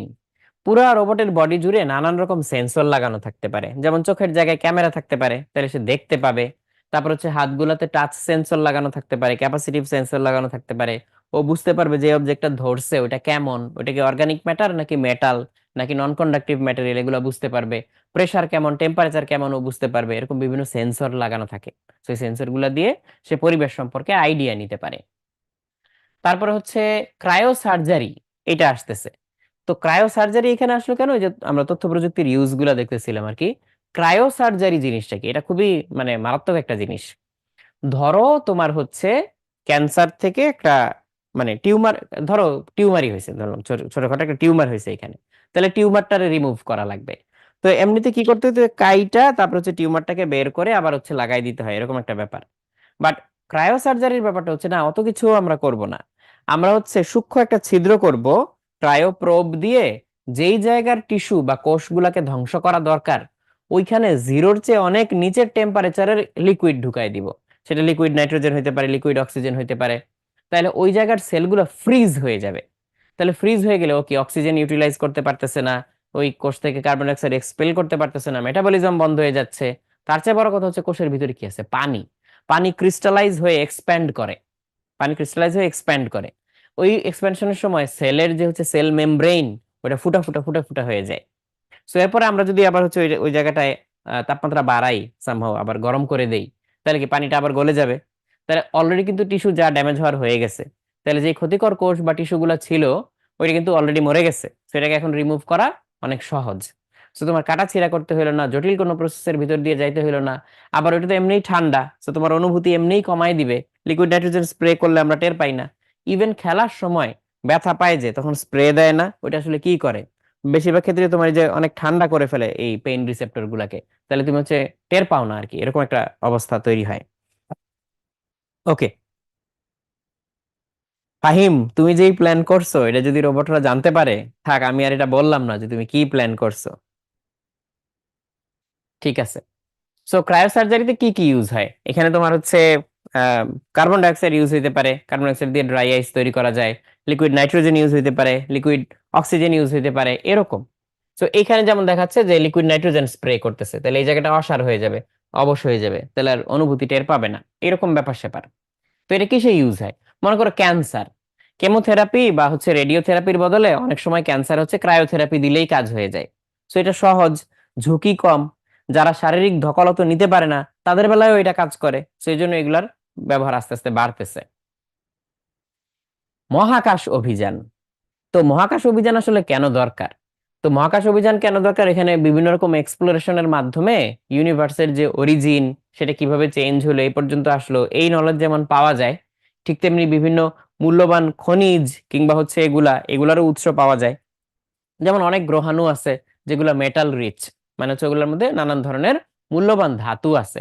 লোহা নিকেল থেকে শুরু করে এগুলো তো কমন, ইভেন গোল্ড কিংবা টাইটানিয়াম এরকম ধাতুও পাওয়া যেতে পারে। সো এটা আছে। সো ওগুলো খুবই মূল্যবান একটা ন্যাচারাল রিসোর্স হিসেবে ইউটিলাইজ হইতে পারে, এগুলা আছে। তারপরে হচ্ছে এই বিভিন্ন রকম গবেষণা হয় এগুলা নিয়ে, যে এই গ্রহাণুগুলা কোত্থেকে আসলো, এটা যদি আমরা বুঝতে পারি যে এই জিনিসগুলো তৈরি হইলো কোত্থেকে, কিভাবে হইলো, তাইলে আমরা হচ্ছে আমাদের এনভায়রনমেন্টটাকে বেটার আন্ডারস্ট্যান্ড করতে পারবো, যে এগুলা কোত্থেকে আসছে, কি হবে ভবিষ্যতে আন্দাজ করা যাবে, এরকম ব্যাপার স্যাপার আছে। আবার বিভিন্ন এক্সট্রিম কন্ডিশন আছে। হ্যাঁ, যেমন ধরো একটা প্ল্যানেট, ওই প্ল্যানেটটার মধ্যে কাইন্ড অফ ধরো অনেক বেশি পরিমাণ পানি আছে, তাহলে ওই প্ল্যানেটটা যদি পৃথিবীর মতো হয় বা পৃথিবীর চেয়েও বড় হয়, তাহলে ওখানে যদি প্রচুর গভীর পানি থাকে, আমাদের এখানে সমুদ্রের গভীরতা কত, খুব বেশি না কিন্তু 8-9 কিলোমিটার, তাই না? সো তার চেয়েও বেশি ডিপ যদি সমুদ্র কোনো প্ল্যানেটে থাকে, তাহলে ওখানে পানির চাপে নিচে গরম অবস্থাতেই পানি হচ্ছে বরফে পরিণত হয়। তো বিভিন্ন রকম বরফ পাওয়া যায়। যেমন এরকম একটা বরফ হচ্ছে আইস 7। তোমরা হচ্ছে আইস 7 লিখে সার্চ দিও, তাহলে খুঁজে পাওয়া যায় এটা কিরকম এক্সট্রিম প্রেসার টেম্পারেচার ওগুলাতে তৈরি হয়েছে। আমি এখনই দেখেই তোমাকে বলতেছি। আইস 7। এমনিতে আইসের ক্রিস্টাল তোমরা কেমন দেখো, হেক্সাগোনাল আকৃতির দেখো না? বাট আইস 7 এখানে উইকিপিডিয়াতে বলতেছে কিউবিক ক্রিস্টালাইন ফর্ম। এটা হচ্ছে লিকুইড ওয়াটারকে 3 গিগা প্যাসকেল, মানে হচ্ছে 30,000 অ্যাটমসফিয়ার প্রেসারে যদি চাপ দাও লিকুইড ওয়াটারকে, তাহলে এটা আইস 7 পরিণত হয়। সো এই যে এই জিনিসগুলা তুমি জানলা, বুঝলা, এক্সপ্লোর এক্সপ্লোর করলা, সেগুলো থেকে তোমার বিভিন্ন রকম পসিবিলিটি তৈরি হইলো, ক্রিয়েট হইলো, এগুলা নিয়ে হচ্ছে তোমার মহাকাশ গবেষণা চালানো হয়। সো এই মহাকাশ গবেষণায় তোমার হচ্ছে এইগুলার ইউজ কোথায়? একে তো হচ্ছে তুমি প্রথমে ভার্চুয়াল এনভায়রনমেন্ট ক্রিয়েট করে ট্রেন আপ করতে পারবা, সিস্টেম গুলাকে এক্সপার্ট বানাইতে পারবা যাতে সেলফ গভর্নড অবস্থায় চলতে পারে। চাঁদে নিয়ে একটা প্রোব ছেড়ে দিলো, নিজেই ঘুরে ঘুরে হচ্ছে স্যাম্পল কালেকশন করলো, গবেষণা করলো, পৃথিবীতে ডাটা পাঠাইলো, এরকম অনেক কিছু এখানে হচ্ছে পসিবল।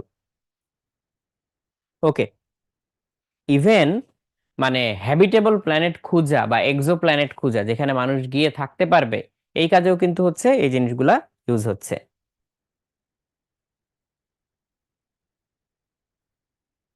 ওকে, ইয়াসিন জিজ্ঞেস করছো যে আমার ফিজিক্স টিচারকে। যদি একদম স্কুল থেকে বলি, আমি আইডিয়াল স্কুলে পড়তাম, তো ওইখানে হচ্ছে আমাদের আম, মরহুম শ্রদ্ধেয় আবু বকর চৌধুরী স্যার ছিলেন, তো স্যার আমাদেরকে ফিজিক্স পড়াইতেন। তারপরে শ্রদ্ধেয় সুভাষচন্দ্র পোদ্দার স্যার ছিলেন, স্যার আমাদেরকে ফিজিক্স পড়াইতেন। তো স্যারদের কাছ থেকে স্কুলে থাকতে অনেক কিছু শিখছি। কলেজে এসে তো হচ্ছে সোহাগ ভাই আমাদের ফিজিক্স ক্লাস নিতেন। তোমরা কেউই তো ভাইয়ার ফিজিক্স ক্লাস হয়তো পাও নাই। গত বছর ভাই অ্যাডমিশনে কিছু ক্লাস নিয়েছিলেন, বাট আমাদের সময় একদম রেগুলার ক্লাস নিন, সেটা অনেক আগের কথা, 2008-9 সালের কথা। তো ভাইয়ার কাছ থেকে আমরা হচ্ছে ডিরেক্টলি ফিজিক্স পাইছি, ভাইয়ার ক্লাসগুলা।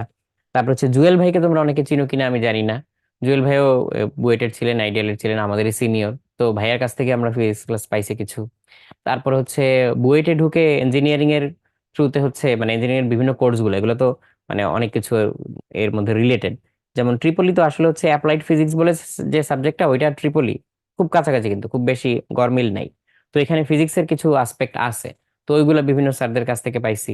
যেমন আমরা কাদের ক্লাস পাইছি, মোহাম্মদ আলী চৌধুরী স্যারের ক্লাস পাইছি, স্যারও মারা গেছেন। তো স্যারদের কথা তো অনেকেই জানো, তোমরা অনেকে হয়তো শুনছো স্যারদের কথা। তো এইরকম ভাবে এক একটা সময় এক এক টিচারদের ক্লাস পাইছি। যদি নটরডেম কলেজের কথা বলি, নটরডেম কলেজে শ্রদ্ধেয় সুশান্ত স্যারের ক্লাস পাইছি, যে সুশান্ত স্যারের বইটা তোমরা অনেকে পড়ো, বা তিতাস স্যারকে পাইছি, তিতাস স্যারের বইটাও অনেকে পড়ো। তো স্যাররা আমাদের ক্লাস টাস নিছেন। তো আসলে একজন দুইজন না, অনেক ভালো ভালো টিচার কিন্তু আমরা পেয়ে আসছি। ওকে,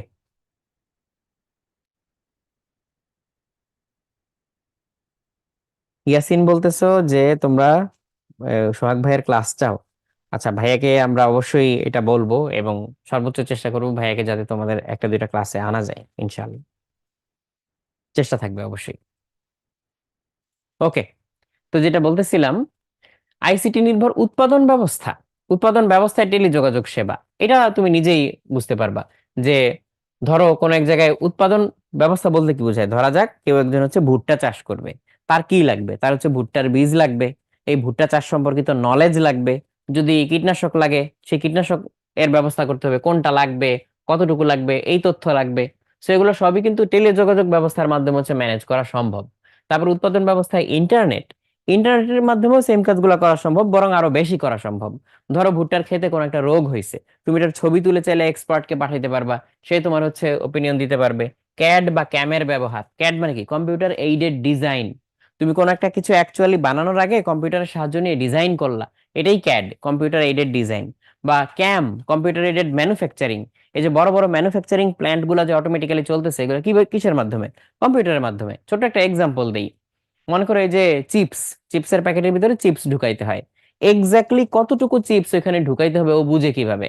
ও কি প্রত্যেকটা দাঁড়িপাল্লা দিয়ে মেপে মেপে তারপরে ঢুকায়? না, এখানে অনেক রকম অটোমেটেড সিস্টেম থাকে যে এক্স্যাক্টলি এতটুকু চিপস হইলে ওই খাপটা হচ্ছে ওকে এর মধ্যে ঢুকায় দেয়, চিপসের প্যাকেটে ঢুকায় দেয়, আবারও সোজা হয়ে যায়।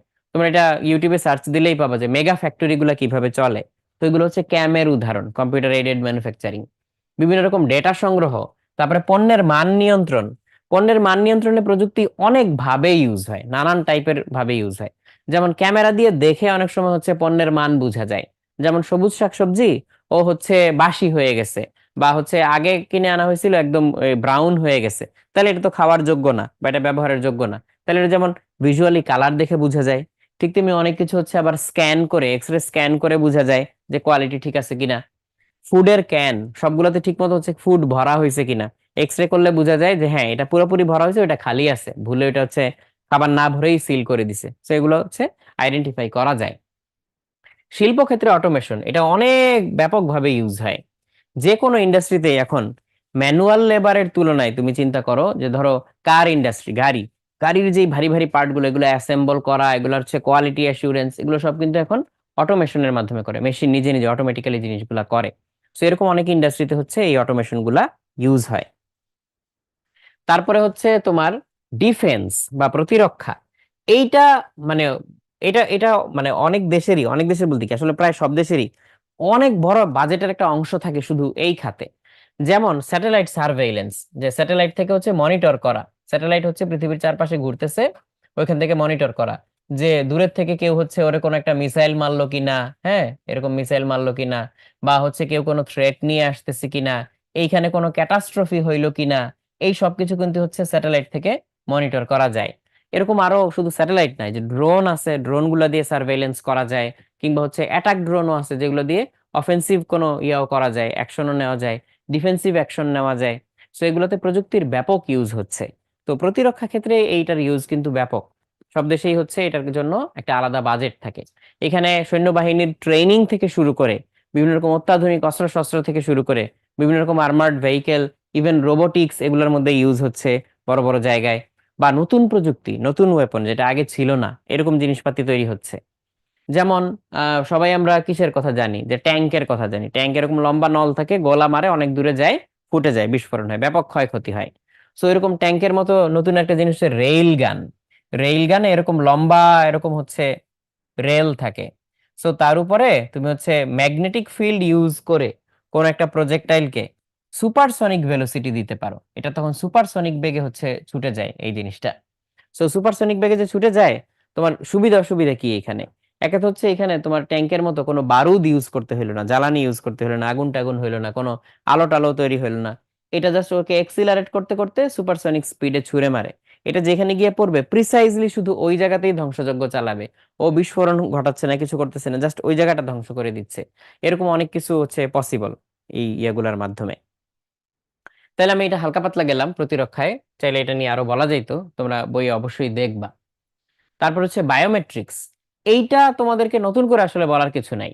যেমন আমার ফোনে লক কি দিয়ে ইয়া করা, আনলক করা, এই যে আমি এখন তাকাইলে আমার ফোন কিন্তু আনলক হয়ে গেছে, কেন তাকাইলে ফোন আনলক হয়ে গেল কেন? কারণ এখানে হচ্ছে ফেস রিকগনিশন দেওয়া।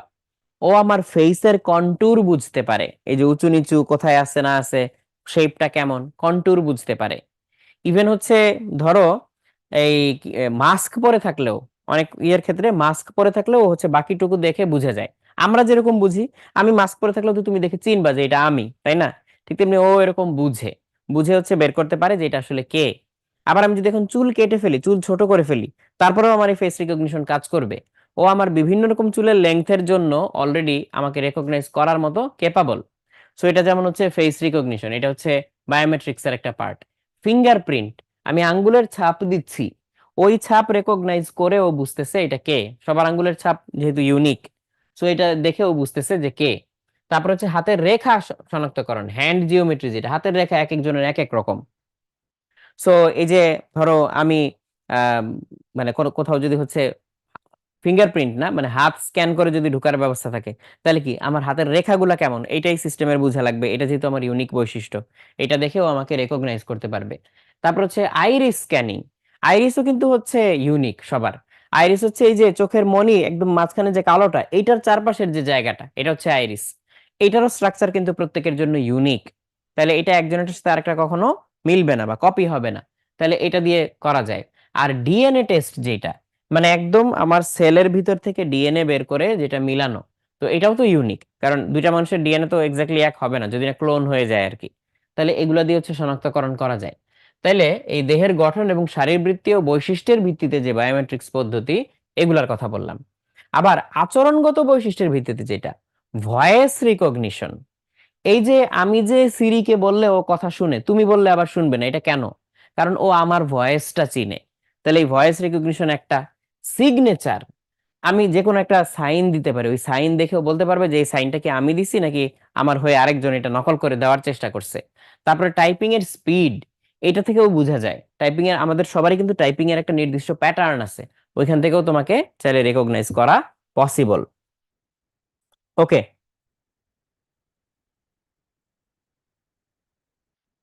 আচ্ছা, ইয়াসিন বলছো যে আনফরচুনেটলি তোমার বড় ভাইয়ের ফোন হচ্ছে তোমার ফেস দিয়ে খুলে যায়।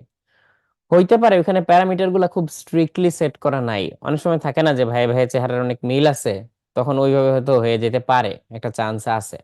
বাট যেগুলো হচ্ছে ভালো ফেস রিকগনিশন সিস্টেম, সেগুলো তো হচ্ছে একজনেরটা কখনোই আরেকজনেরটা দিয়ে খুলে না, হয়তো প্যারামিটারও তো রেস্ট্রিক্ট করা নাই। আর ভয়েস চেঞ্জ করতে পারা এটা কিন্তু এত সহজ না। একটা মানুষের ভয়েসে একটা নির্দিষ্ট ফ্রিকোয়েন্সি থাকে না, অনেকগুলা ফ্রিকোয়েন্সি থাকে। আমরা যে অনেক সময় গলা নকল করি বা হচ্ছে একজন আরেকজনের মতো করে অভিনয় করি, ওটা মোস্টলি আসলে ম্যানারিজমটা কপি করি, যে কথা বলার ভঙ্গিটাকে কপি করি। বাট এক্স্যাক্টলি কণ্ঠস্বর নকল করা কিন্তু সো ডিফিকাল্ট ব্যাপার, এটা কিন্তু আসলে মানে নর্মালি পারা যায় না। আচ্ছা, তারপরে বায়ো ইনফরমেটিক্স, এইটা কি জিনিস? এই যে তোমার কম্পিউটার সায়েন্স, স্ট্যাটিস্টিক্স, বায়োলজি, এগুলাকে একত্র করে আমরা হচ্ছে বায়ো ইনফরমেটিক্স বলতে পারি। তাহলে আণবিক জীববিদ্যা এবং মেডিসিন, এখানে বায়োইনফরমেটিক্স এর ইউজ কি? ধরো আমরা কোন একটা জীবাণু নিয়ে কাজ করতেছি, হ্যাঁ, তো ওই জীবাণুটার জিনোম সিকোয়েন্সিং করতে হবে আমাকে। এইটার জন্য আমি তো হচ্ছে ম্যানুয়ালি করতে পারবো না, তো আমি কি ম্যানুয়ালি একটার পর একটা হচ্ছে এই অ্যাডিনোসিন বা কি কি থায়ামিন এগুলো হচ্ছে লিখে লিখে যাব? এইভাবে তো সম্ভব না। তাহলে ম্যানুয়ালি খাতা কলমে এটা করা সম্ভব না, তাহলে এগুলো হচ্ছে কম্পিউটারেই করতে হবে। তাহলে এই বায়োলজি রিলেটেড যেই ডাটাগুলা, এগুলাকে হচ্ছে আমরা হচ্ছে ডাটা এক্সট্রাক্ট করা, উৎস বিশ্লেষণের হেল্প করা, এগুলো নিয়ে ডাটা বেস তৈরি করা, সেইটার উপরে ভিত্তি করে একটা প্রোগ্রাম তৈরি করা, এবং সেগুলোর সেই প্রোগ্রামের মাধ্যমে আমি হচ্ছে ম্যাথমেটিক্স বা তোমার হচ্ছে স্ট্যাটিস্টিক্স খাটায় কোনো একটা ডিসিশন নেওয়া, এগুলোই হচ্ছে বায়ো ইনফরমেটিক্স এর কাজ। জিনোম সিকোয়েন্সিং এর ব্যাপারটা হচ্ছে বারবারে আসে, সো জিনোম সিকোয়েন্সিং হচ্ছে এটার একটা এক্সাম্পল হিসেবে আসতে পারে। ওকে, বায়ো ইনফরমেটিক্স আর বায়োমেট্রিক্স এর এখানে পার্থক্যটা দেওয়া আছে, বাট তোমরা তাও এটা হচ্ছে বই থেকে দেখে নিবা, এখানে তো আমি স্লাইডে তুলে দিছি, বাট সবই বই থেকে দেখবা একবার করে অন্তত। যত কিছু দেখাইতেছে এগুলো সবগুলোরই কিন্তু সুবিধা অসুবিধা আছে, বইয়ে লেখা আছে, অন্তত একবার হচ্ছে দেখো, দেখলে লস হবে না। ন্যানো টেকনোলজি, ন্যানো স্কেলে কোনো কিছুকে ম্যানিপুলেট করা, ন্যানো স্কেলে 10⁻⁹ মিটার বা তার চেয়ে নিচে যেগুলো, এগুলোর আমরা কি বলতেছি? ন্যানো, তাই না? 10⁻⁹ মানেই ন্যানো। তাহলে এবার হচ্ছে সেভারাল হান্ড্রেড ন্যানোমিটার হইলেও সেটা ন্যানোটেকের মধ্যেই আসলে পড়তেছে কাইন্ড অফ। সো এগুলা হার্ডওয়্যারে কি ব্যবহার ন্যানোটেকে? যেমন ধরো তোমার কম্পিউটারের যে প্রসেসরটা, ওই প্রসেসরটাই যদি তুমি ডিজাইন করতে চাও, ওইখানে কি আছে? বিলিয়নস অফ আছে, ট্রানজিস্টর আছে। তাহলে এত ট্রানজিস্টর, এত ছোট ট্রানজিস্টর ওইখানে বানাইলা কিভাবে? তো এটা ন্যানো টেকনোলজির একটা ইউজ বলতে পারো তুমি। তো এই অ্যাপ্রোচটাকে বলা হচ্ছে টপ ডাউন অ্যাপ্রোচ, যে তুমি বড় করে আগে ডিজাইন করলা। হ্যাঁ, কম্পিউটার চিপের ভিতরে যে ইয়াগুলা থাকে, কম্পোনেন্ট গুলা থাকে, এই বিভিন্ন রকমের ডায়োড, ট্রানজিস্টর, এটা সেটা, এগুলো দেখতে একটা বড় শহরের মতো লাগে, সিটির মতো। সেটা তুমি প্রথমে বড় করে ডিজাইন করলা, দেন সেটাকে ডিজাইন করে সেটাকে হচ্ছে মিনিয়েচারাইজ করে হচ্ছে ওইটার উপরে তৈরি করা হয়, তোমার যে প্রসেসরটা এটার উপরে তৈরি করা হয়। তো এগুলো হচ্ছে বিভিন্ন রকম এক্সট্রিম প্রসেস আছে এখানে। তো এটা হচ্ছে টপ ডাউন অ্যাপ্রোচ। আর একদম হচ্ছে যদি ছোট ছোট জিনিস মিলে তুমি বড় কোনো জিনিস তৈরি করো সেটা বলে বটম আপ। তো এরকম বিভিন্ন রকম অ্যাপ্রোচ আছে আর কি। তাহলে হার্ডওয়্যারে এই জিনিস ব্যবহার হয়। চিকিৎসা ক্ষেত্রে ধরো তুমি একদম অতি ক্ষুদ্র মানে রোবট বানাইলা যেটা তোমার বডির ভিতরে গিয়ে তোমার চিকিৎসা করবে, এটা ন্যানো টেকনোলজির ভিতরে হইতে পারে। আবার হচ্ছে একদম মলিকুলার তুমি ওষুধ বানাইলা যেটা একদম স্পেসিফিক সেলের ভিতরে গিয়ে তুমি দিয়ে আসবা, তো সেটাও এর ভিতরে হইতে পারে। খেলাধুলার সামগ্রী তৈরি, ন্যানোটেকের তোমার ইমপ্রুভমেন্টের কারণে বিভিন্ন টাইপের ম্যাটেরিয়াল আমরা তৈরি করতে পারছি, যেই ম্যাটেরিয়ালগুলো মোর ডিউরেবল, হয়তো অনেক হালকা, হয়তো কিছু কিছু হচ্ছে দামে সস্তা, কোনো কিছু হচ্ছে মোর অ্যাপ্রোপ্রিয়েট। হয়তো তুমি ফ্রিকশনলেস একটা ম্যাটেরিয়াল বানাইলা যেটা বিভিন্ন খেলায় ইউজ হতে পারে, ধরো স্কি বা এরকম কিছুতে। আবার তুমি হচ্ছে ইনডেস্ট্রাকটিবল একটা ম্যাটেরিয়াল বানাইলা যেটা পিটায় ভাঙা যাবে না, ওটা তুমি বেসবল ব্যাট বানাইলা। এরকম অনেক কিছু এখানে পসিবল। খাদ্য শিল্পে স্পেসিফিক টেক্সচার, স্পেসিফিক তোমার ফ্লেভার, এগুলার খাবার তৈরি করতে হচ্ছে এই জিনিস এখানে ইউজ হতে পারে। একই রকম হচ্ছে জ্বালানির ক্ষেত্রে। তারপর হচ্ছে বায়ু ও পানি দূষণ রোধে তুমি এরকম একেবারে ন্যানো ফিল্টার বানাইলা যেটার ভিতর দিয়ে হচ্ছে শুধু পানির মলিকুল যেতে পারে, অন্য কিছু যাইতে পারে না, এরকম। তারপর হচ্ছে প্রসাধন শিল্পে, তার মানে মেকআপ ইন্ডাস্ট্রি যেগুলা, এগুলোতে হচ্ছে এটার ইউজ আছে, ন্যানো এই টেকনোলজির ইউজ আছে। যেমন একটা এক্সাম্পল দেই, ধরো কোন একটা স্পেসিফিক কালার, কালার মানে কি, আমি যদি পিগমেন্ট দিয়ে কালার বানাই তাহলে ওই পিগমেন্টটা নষ্ট হয়ে গেলে, ওটা যদি কেমিক্যালি নষ্ট হয়ে যাবে, অন্য কোনো ভাবে নষ্ট হয়ে যায়, তাহলে তো ওই কালারটা ফেড হয়ে যাবে, কালারটা উঠে যাবে। তাহলে একটা স্ট্রাকচারের উপরে তুমি একটা কালার করলা, মনে করো তুমি একটা পাইপ বানাইছো, পাইপের উপরে কালার করলা, হয়তো ঘষা দিলে পাইপ থেকে কালারটা উঠে যেতে পারে, অথবা হচ্ছে রোদ বৃষ্টি ঝড়ে ওই কালারটা আস্তে আস্তে মুছে যেতে পারে, তাই না? এরকম হইতেই তো পারে।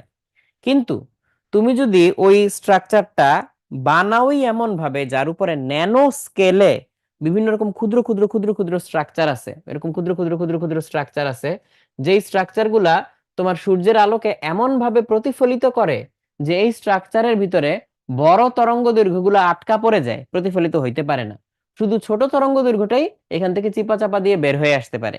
তাহলে কিন্তু ওই স্ট্রাকচারটাকে তোমার চোখে দেখতে নীল মনে হবে। তাহলে তুমি কালার করো নাই কিন্তু জিনিসটা লাগতেছে নীল। এই নীল কালার তো রোদ বৃষ্টিতে ধুয়ে যাবে না, তাই না? এটা খুবই পার্মানেন্ট একটা জিনিস হবে। এরকম মানে এটা বাস্তবেও আছে। কিন্তু ধরো একটা প্রজাপতি আছে, ওই প্রজাপতির পাখা আশ্চর্য রকমের নীল, ওই নীলটা কোনো রঙের কারণে না, ওটা ন্যানো স্ট্রাকচারের কারণে নীল ইন্টারফিয়ারেন্স হয়ে ওটাকে নীল মনে হয়। আমি একটু বের করতে পারি কিনা দেখি।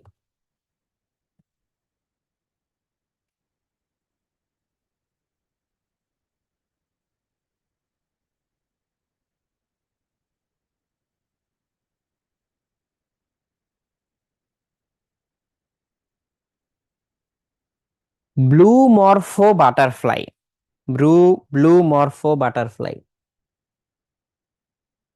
আমি এটা তোমাদেরকে একটু দেখাই।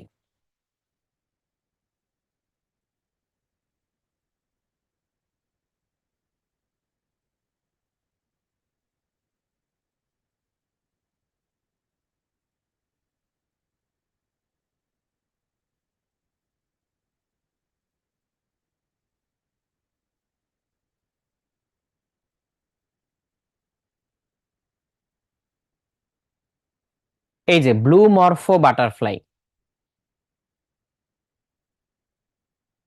এইটার যে পাখার আশ্চর্য রকম নীল রং দেখা যাচ্ছে, এটা নীল কালারের কারণে না, এটার পাখার যে স্ট্রাকচার, ওই সারফেসের স্ট্রাকচারের কারণে হচ্ছে এটাকে এরকম আশ্চর্য রকম নীল দেখায়। বুঝতে পারছো? ওকে। তাহলে এইরকম এগুলো হচ্ছে ন্যানো টেকনোলজির কতগুলা সম্ভাব্য ইয়ের কথা বলতেছি আর কি।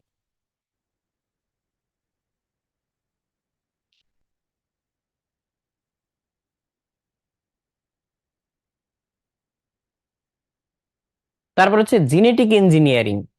জেনেটিক ইঞ্জিনিয়ারিং কি? তুমি হচ্ছে টার্গেটেড ওয়েতে কোন একটা অর্গানিজমের ক্রোমোজোমের ভিতরের কোন একটা জিন চেঞ্জ করে দিলা বা রিপ্লেস করে দিলা, এরকম। এটার সবচেয়ে আহ মানে কমন এক্সাম্পল কি হইতে পারে, বা হচ্ছে ওয়াইড স্প্রেড এক্সাম্পল কি হইতে পারে? এটা হইতে পারে হচ্ছে বিটি বেগুন। বিটি বেগুন কেমন জিনিস এটা? ব্যাসিলাস থুরিনজিয়েন্সিস নামে একটা ব্যাকটেরিয়া আছে, ওইটাকেই বলে বিটি, ব্যাসিলাস থুরিনজিয়েন্সিস। ওইটার একটা জিন আছে, ওই জিনটার কারণে এই ব্যাকটেরিয়ার গায়ে একটা প্রোটিন তৈরি হয়। ওই প্রোটিনটা হচ্ছে বেগুনে যে পোকাটা ধরে, সেই বেগুনের পোকা, এটা কি আর্থ্রোপোডা শ্রেণীর একটা জিনিস। সো ওই পোকা, ওই ইনসেক্টটা, ওইটা ওই প্রোটিন খাইলে মরে যায়। ওই পোকাটা ওই প্রোটিন খাইলে মরে যায়। তাহলে ওই প্রোটিনটা যদি বেগুনের মধ্যে থাকতো, তাহলে পোকা হচ্ছে বেগুনে কামড় দিলেও নিজেই মরে যেত। তাহলে এই ব্যাসিলাস থুরিনজিয়েন্সিস থেকে ওই জিনটা নিয়ে সেটা কিসে প্রতিস্থাপন করা হয়েছে? ওইটা প্রতিস্থাপন করা হয়েছে বেগুনের গায়ে। তাহলে বেগুনের গায়ে যদি আমরা হচ্ছে ওই ব্যাসিলাস থুরিনজিয়েন্সিসের সেই স্পেসিফিক জিন নিয়ে ট্রান্সফার করি, তাহলে এইটার গায়েও ওই প্রোটিন হালকা পাতলা তৈরি হবে। তাহলে ওইটা তৈরি হইলে এই পোকা এসে যখন এইটাতে কামড় দিবে, তখন ওই পোকা নিজেই মরে যাবে। তাহলে ওরা আর আলাদা করে তখন কীটনাশক দিয়ে মারতে হবে না। তাইলে বেগুন ক্ষেত পোকার অত্যাচার থেকে রক্ষা পাবে। সুবিধা কি? সুবিধা হচ্ছে যে কোনো আলাদা করে কীটনাশক দিতে হইল না। কিন্তু অসুবিধা কি? অসুবিধা হচ্ছে যে এই যে যেই প্রোটিনটা, এইটা মানুষের বডিতে লং টার্ম ইফেক্ট কি, এটা নিয়ে একটা হচ্ছে সন্দেহ থেকে যাবে। সো এটা নিয়ে অনেক গবেষণা আছে, তোমরা নিজেরা দেখে নিতে পারো যে এটার ইফেক্ট কি কি, কেমন বা কি হয়েছে না হয়েছে এরকম। তাহলে এইভাবে হচ্ছে জিনিসটা কাজ করে। তাহলে যে ব্যাসিলাস থুরিনজিয়েন্সিস বা বিটি বেগুন, এটা হচ্ছে এই জিন প্রযুক্তি বা জেনেটিক ইঞ্জিনিয়ারিং এর একটা এক্সাম্পল। নটরডেম কলেজে থাকতে 2009 সালে, তখন কলেজ থেকে হচ্ছে একটা ইন্টারন্যাশনাল কম্পিটিশনে গেছিলাম আমরা আমরা কয়েকজন আর কি, কলেজ থেকে সিলেক্ট করে পাঠাইছিল। তো ওই কম্পিটিশনটা হয়েছিল হচ্ছে লখনৌতে। ওইটা হচ্ছে ফার্স্ট বায়োটেকনোলজি অলিম্পিয়াড। তো এই বায়োটেকনোলজি অলিম্পিয়াডটাতে আমরা গেছিলাম। তো তখন এই যে জিন প্রযুক্তি বা জেনেটিক ইঞ্জিনিয়ারিং, এগুলোর সুবিধা অসুবিধা, বিপদ আপদ, এগুলো সম্পর্কে হচ্ছে প্রচুর পড়াশোনা করে যাইতে হয়েছিল, যাতে ওখানে কম্পিটিশনে গিয়ে আমরা হচ্ছে পার্টিসিপেট করতে পারি আর কি ঠিক মতো। তো তখন এগুলো বেশ ঘাটাঘাটি করা হয়েছিল একটা সময়। তো এটা গেল হচ্ছে জেনেটিক ইঞ্জিনিয়ারিং একটা এক্সাম্পল। এরকম আরো এক্সাম্পল আছে। মনে করো ফর্টিফাইড রাইস। ফর্টিফাইড রাইস কি জিনিস? রাইস গ্রেইনের মধ্যে তোমার বেশি বেশি পরিমাণে হচ্ছে ভিটামিন ডি তৈরি হবে বা বিভিন্ন রকম পুষ্টি তৈরি হবে। এরকম হচ্ছে রাইসকে উদ্ভাবন করা হয়েছে জেনেটিক ইঞ্জিনিয়ারিং করে। তো এই টাইপের অনেক কিছু করা যায়। ইভেন হচ্ছে একটা প্রাণীর কিছু কিছু ফেনোটাইপিক বৈশিষ্ট্যই পাল্টায় দেওয়া যায়। ধরো ভেড়ার লোম ঘন হবে, সালফার বেশি হবে, এরকম করা যায়। এরকম অনেক কিছু করা পসিবল। ওকে। তারপরে হচ্ছে তথ্য ও যোগাযোগ প্রযুক্তি ব্যবহারের নৈতিকতা। এইটা তোমরা অনেকেই অনেকটুকু অ্যাওয়্যার এই জিনিসের সম্পর্কে। যেমন যেমন ধরো স্প্যামিং, আনওয়ান্টেড মেসেজ তোমার হচ্ছে পাঠাইতেছে, এটা স্প্যামিং বলে।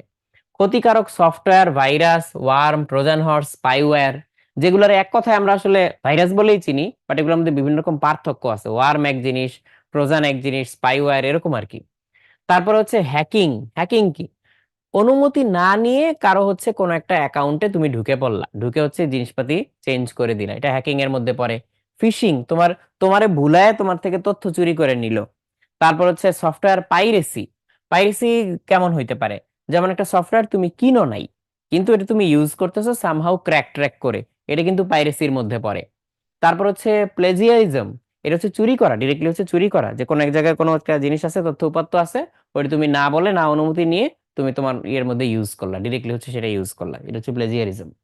তারপরে পাইরেসি তো অনেক ক্ষেত্রে, সফটওয়্যারের ক্ষেত্রে হয়, এখন তো হচ্ছে অনলাইন কোর্সের ক্ষেত্রেও হয়, সেগুলো হচ্ছে অনৈতিক কর্মকাণ্ড বিভিন্ন রকমের। সো এগুলো সম্পর্কে তোমাদেরকে এখানে অ্যাওয়্যার করার জন্য বলা আছে। তো তো এই জিনিসগুলো একটু হচ্ছে দেখে নিবা। তো আপাতত এই জিনিসগুলো তোমাকে হচ্ছে মোটামুটি দেখতে হবে। আমি যেটা করলাম সেটা হচ্ছে যে এই যে পুরা জিনিসটা সম্পর্কে তোমাদের একটা ওভারঅল একটা হলিস্টিক আইডিয়া দেওয়ার চেষ্টা করলাম। কিন্তু এইখানে কিন্তু তোমাদের পড়া শেষ না।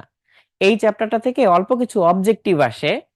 সেই অবজেক্টিভ গুলা পারার জন্য তোমার যেটা করতে হবে, এই চ্যাপ্টারটা অ্যাটলিস্ট নিজে একবার গো থ্রু করতে হবে। যে কোনো একটা বই নাও, মনে করো মাহবুব স্যারের বইটা নিলা, ওইটা নিয়ে পুরাটা একবার হচ্ছে সুন্দর করে রিডিং পড়বা। মাহবুব স্যারের বইতে অলরেডি আমি যেটা দেখছি নতুন এডিশনের বইতে, ইম্পর্টেন্ট তথ্য যেগুলো সেগুলো অন্য কালারেই লেখা আছে। প্যারার ভিতরে যেগুলো ইম্পর্টেন্ট তথ্য বা মনে রাখার মতো তথ্য, এগুলো অন্য কালারেই লেখা আছে। আর ওইখানে হচ্ছে এই বইয়েই অলরেডি বিভিন্ন সময় বোর্ডে যে প্রশ্ন টশ্ন আসছে ওগুলো দেওয়াও আছে। খুব বেশি এখান থেকে যে আসতেছে তা না, অল্প কিছু আসে। তাও একেবারে কঠিন কঠিন কিছু আসে না, সহজেই আসে। সো এগুলো অন্তত একবার করে দেখবা। তো তাইলে তোমার এই চ্যাপ্টারটা পড়া ইনশাল্লাহ কমপ্লিট হবে। ওকে। তাহলে আপাতত আজকের ক্লাসটা খুবই সংক্ষিপ্ত, এটা আমরা এখানেই শেষ করি। বাট শেষ হইয়াও হইল না শেষ, তোমাদের ফাইনাল প্রিপারেশন তো আরো অনেক দিন চলবে। সো এর মধ্যেও আইসিটি রিলেটেড তোমাদের যদি কোনো প্রবলেম হয় কিউএনএ তে তো জানাইতে পারবাই, ডিরেক্টলি আমাদেরও জানাইতে পারবা। আর আমরাও যদি মনে হয় যে না এখানে তোমাদের বাড়তি কিছু ম্যাটেরিয়াল দরকার, বাড়তি কিছু হেল্প দরকার, সেটা আমরা হচ্ছে ডেফিনেটলি করার চেষ্টা করবো ইনশাল্লাহ। তাহলে সবাই ভালো থেকো, সুস্থ থেকো, আমাদের সাথে যোগাযোগ রাখো, তোমাদের নিডস এন্ড ডিজায়ার্স গুলো আমাদের সাথে শেয়ার করো। সো কমিউনিকেশন যত ক্লিয়ার হবে তত কিন্তু ভালো। কমিউনিকেশন ক্লিয়ার না হইলে বরং হচ্ছে সমস্যা। সো তখন অনেক ধরনের মানে কি বলবো আনওয়ান্টেড সিচুয়েশন তৈরি হয়। এটা শুধু আমাদের বেলায় বলতেছি না, এটা জাস্ট ইন জেনারেল। আমরা তো কমিউনিকেশন নিয়ে অনেক কিছু পড়ছি এখানে, তাই না? ইন্টারনেট কমিউনিকেশন, এটা সেটা হ্যান ত্যান অনেক কিছু পড়ছি। তোমাকে জাস্ট ছোট্ট একটা জিনিস বলি। যখন ধরো মানে কারোর সাথে রাগারাগি করতেছো, এটা কাইন্ড অফ মেটাফরিক্যালি বলতেছি আর কি, তখন কি হয়? আমরা চিৎকার চেঁচামেচি করে কথা বলি, তাই না? চিল্লায় চিল্লায় কথা বলি। আচ্ছা, সামনাসামনি দুজন বসে আছে, চিল্লায় কথা বলার কি দরকার, কেন চিল্লায় বলি? তখন আসলে মানসিকভাবে আমরা পরস্পর থেকে দূরে সরে যাই, আমাদের সোল একজন একজন থেকে দূরে সরে যায় আর কি। জিনিসটা মেটাফরিক্যালি বলতেছি। সো এই জন্য কাইন্ড অফ আমরা হচ্ছে চিল্লায় কথা বলি যে না, কথাটা ওর মাথার ভিতরে ঢুকাইতে হবে। সো আমরা কিন্তু দূরে সরে যাচ্ছি ঝগড়ার মাধ্যমে। তাহলে যত আমরা ঝগড়া করতেছি তত হচ্ছে দূরে সরে যাচ্ছি। বাট উল্টা সিচুয়েশন চিন্তা করো।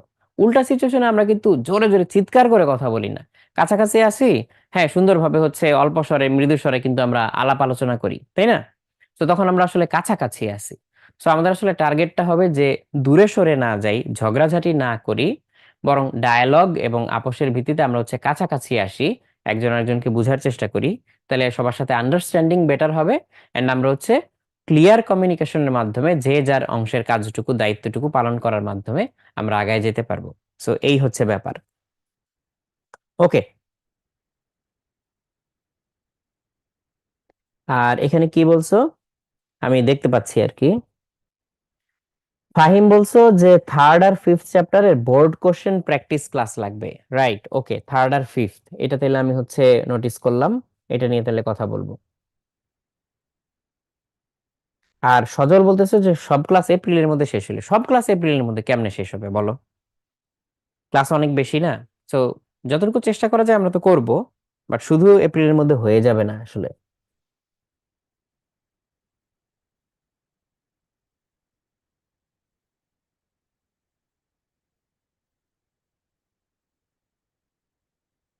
আচ্ছা, মুইদুল বলছো যে সেমিকন্ডাক্টরের ক্লাসের রেকটিফায়ারটা তোমার কাছে কমপ্লেক্স লাগছে। আচ্ছা, রেকটিফায়ারটা সেমিকন্ডাক্টরের আমার ক্লাসটা তুমি দরকার হলে আবার একটু দেখো, ওইখানে আমি কিন্তু একদম বেশি ডিটেইলসে বোঝানোর চেষ্টা করছি। এক্সপেরিমেন্ট যেটা ওটা তো তোমার আসলে করতে হবে না পরীক্ষায়, ওইটুকু তুমি চাইলে বাদও দিতে পারো। ওই এক্সপেরিমেন্টটা কিন্তু বাড়তি, ওটা বেটার বেটার আন্ডারস্ট্যান্ডিং এর জন্য বলা হয়েছে। বাট মেইন পার্টটুকু না বুঝলে এক্সপেরিমেন্টে যাওয়ার দরকার নাই। তুমি আগে মেইন পার্টটুকু যেটা বুঝাইছি ওইটাই আগে হচ্ছে আরেকবার রিক্যাপ করার চেষ্টা করো, তাইলে আমার মনে হয় তুমি জিনিসটা সুন্দর মতো বুঝবা। তারপরেও যদি না হয়, তুমি স্পেসিফিক পয়েন্ট নিয়ে কিউএনএ তে আস্ক করতে পারো, তাহলে কিউএনএ টিম উত্তর দিবে, বা আমাদেরকেও বলতে পারো, বা একদম স্পেসিফিক কোনো ইস্যু হলে তুমি গ্রুপেও পোস্ট দিতে পারো, গ্রুপ তো তোমাদের জন্য ওপেন আছেই। সো গ্রুপে সেমিকন্ডাক্টর বা হচ্ছে ফিজিক্সের প্রবলেম এটা লিখে পোস্ট দিও, সেখান থেকেও আমরা নোটিস করতে পারবো, ইনশাল্লাহ সমস্যা হবে না। আর রেক্টিফায়ার যদি একেবারে বাদ দিতে চাও, একেবারে বাদ দেওয়া ঠিক হবে না, মানে অ্যাটলিস্ট হাফ ওয়েভ ফুল ওয়েভ ওইটা একটু জানা থাকা ভালো। আমি যেটুকু বলছি ওইটুকুও যদি তুমি জাস্ট বুঝতে পারো তাইলেই চলবে, আর এর বেশি কিছু আসলে লাগবে না। ওখানে অনেক কিছু বলা হয়েছে, ইভেন রেকটিফায়ারে পরীক্ষায় আসবে না বা দরকার নেই এমন অনেক কিছুও বাড়তি তোমাদের ক্লাসে দেখানো হয়েছে। তুমি শুধু রেকটিফিকেশন পর্যন্তই দেখো, এরপরে ক্যাপাসিটর স্মুদিং, তারপরে হচ্ছে জেনার ডায়োড দিয়ে হচ্ছে আরো ফার্দার স্মুদিং, এগুলো দরকার নাই। আপাতত তুমি শুধু ফুল ওয়েভ আর হাফ ওয়েভ এইটুকুই দেখো, এটা আমার সাজেশন থাকলো।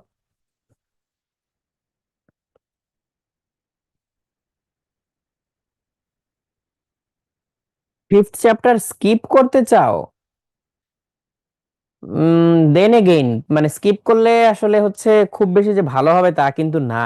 তাহলে তোমার উপর আবার এক্সট্রিম প্রেসার পড়ে যাবে যে অন্য সব জায়গা থেকে সবকিছু তোমার একদম ফুল কারেক্ট করাই লাগবে। আর যদি ওখান থেকে বেশি প্রশ্ন আইসা পড়ে তাহলে তো ঝামেলা। আমি রেকমেন্ড করবো না স্কিপ করতে আর কি। আর এক্সাম গাইডলাইন চাইছে ওটা তো আসবেই। ইয়াসিন যেটা বলছো, ইয়াসিনের ক্যাপস লক প্রবাবলি অন হয়ে আছে বা স্টাক হয়ে আছে, দেখো একটু। আচ্ছা, এক্সাম গাইডলাইন তো দিবই, এক্সামের যে তারিখ টারিখ দিছে ওই অনুযায়ী গাইডলাইন দিব তোমাদের ইনশাল্লাহ। ঠিক আছে, তাহলে আপাতত আজকে এই পর্যন্তই রইলো, এই যেখানে লেখা আছে যে আজ এখানেই রইলো, কি রইলো তোমরা একটু বিবেচনা করে নাও। তাহলে তোমাদের সাথে ইনশাল্লাহ পরে আবার দেখা হবে নেক্সট ক্লাসে, ফিজিক্স ক্লাস তো আরো অনেকগুলা বাকি আছে। সবাই ভালো থেকো, সুস্থ থেকো।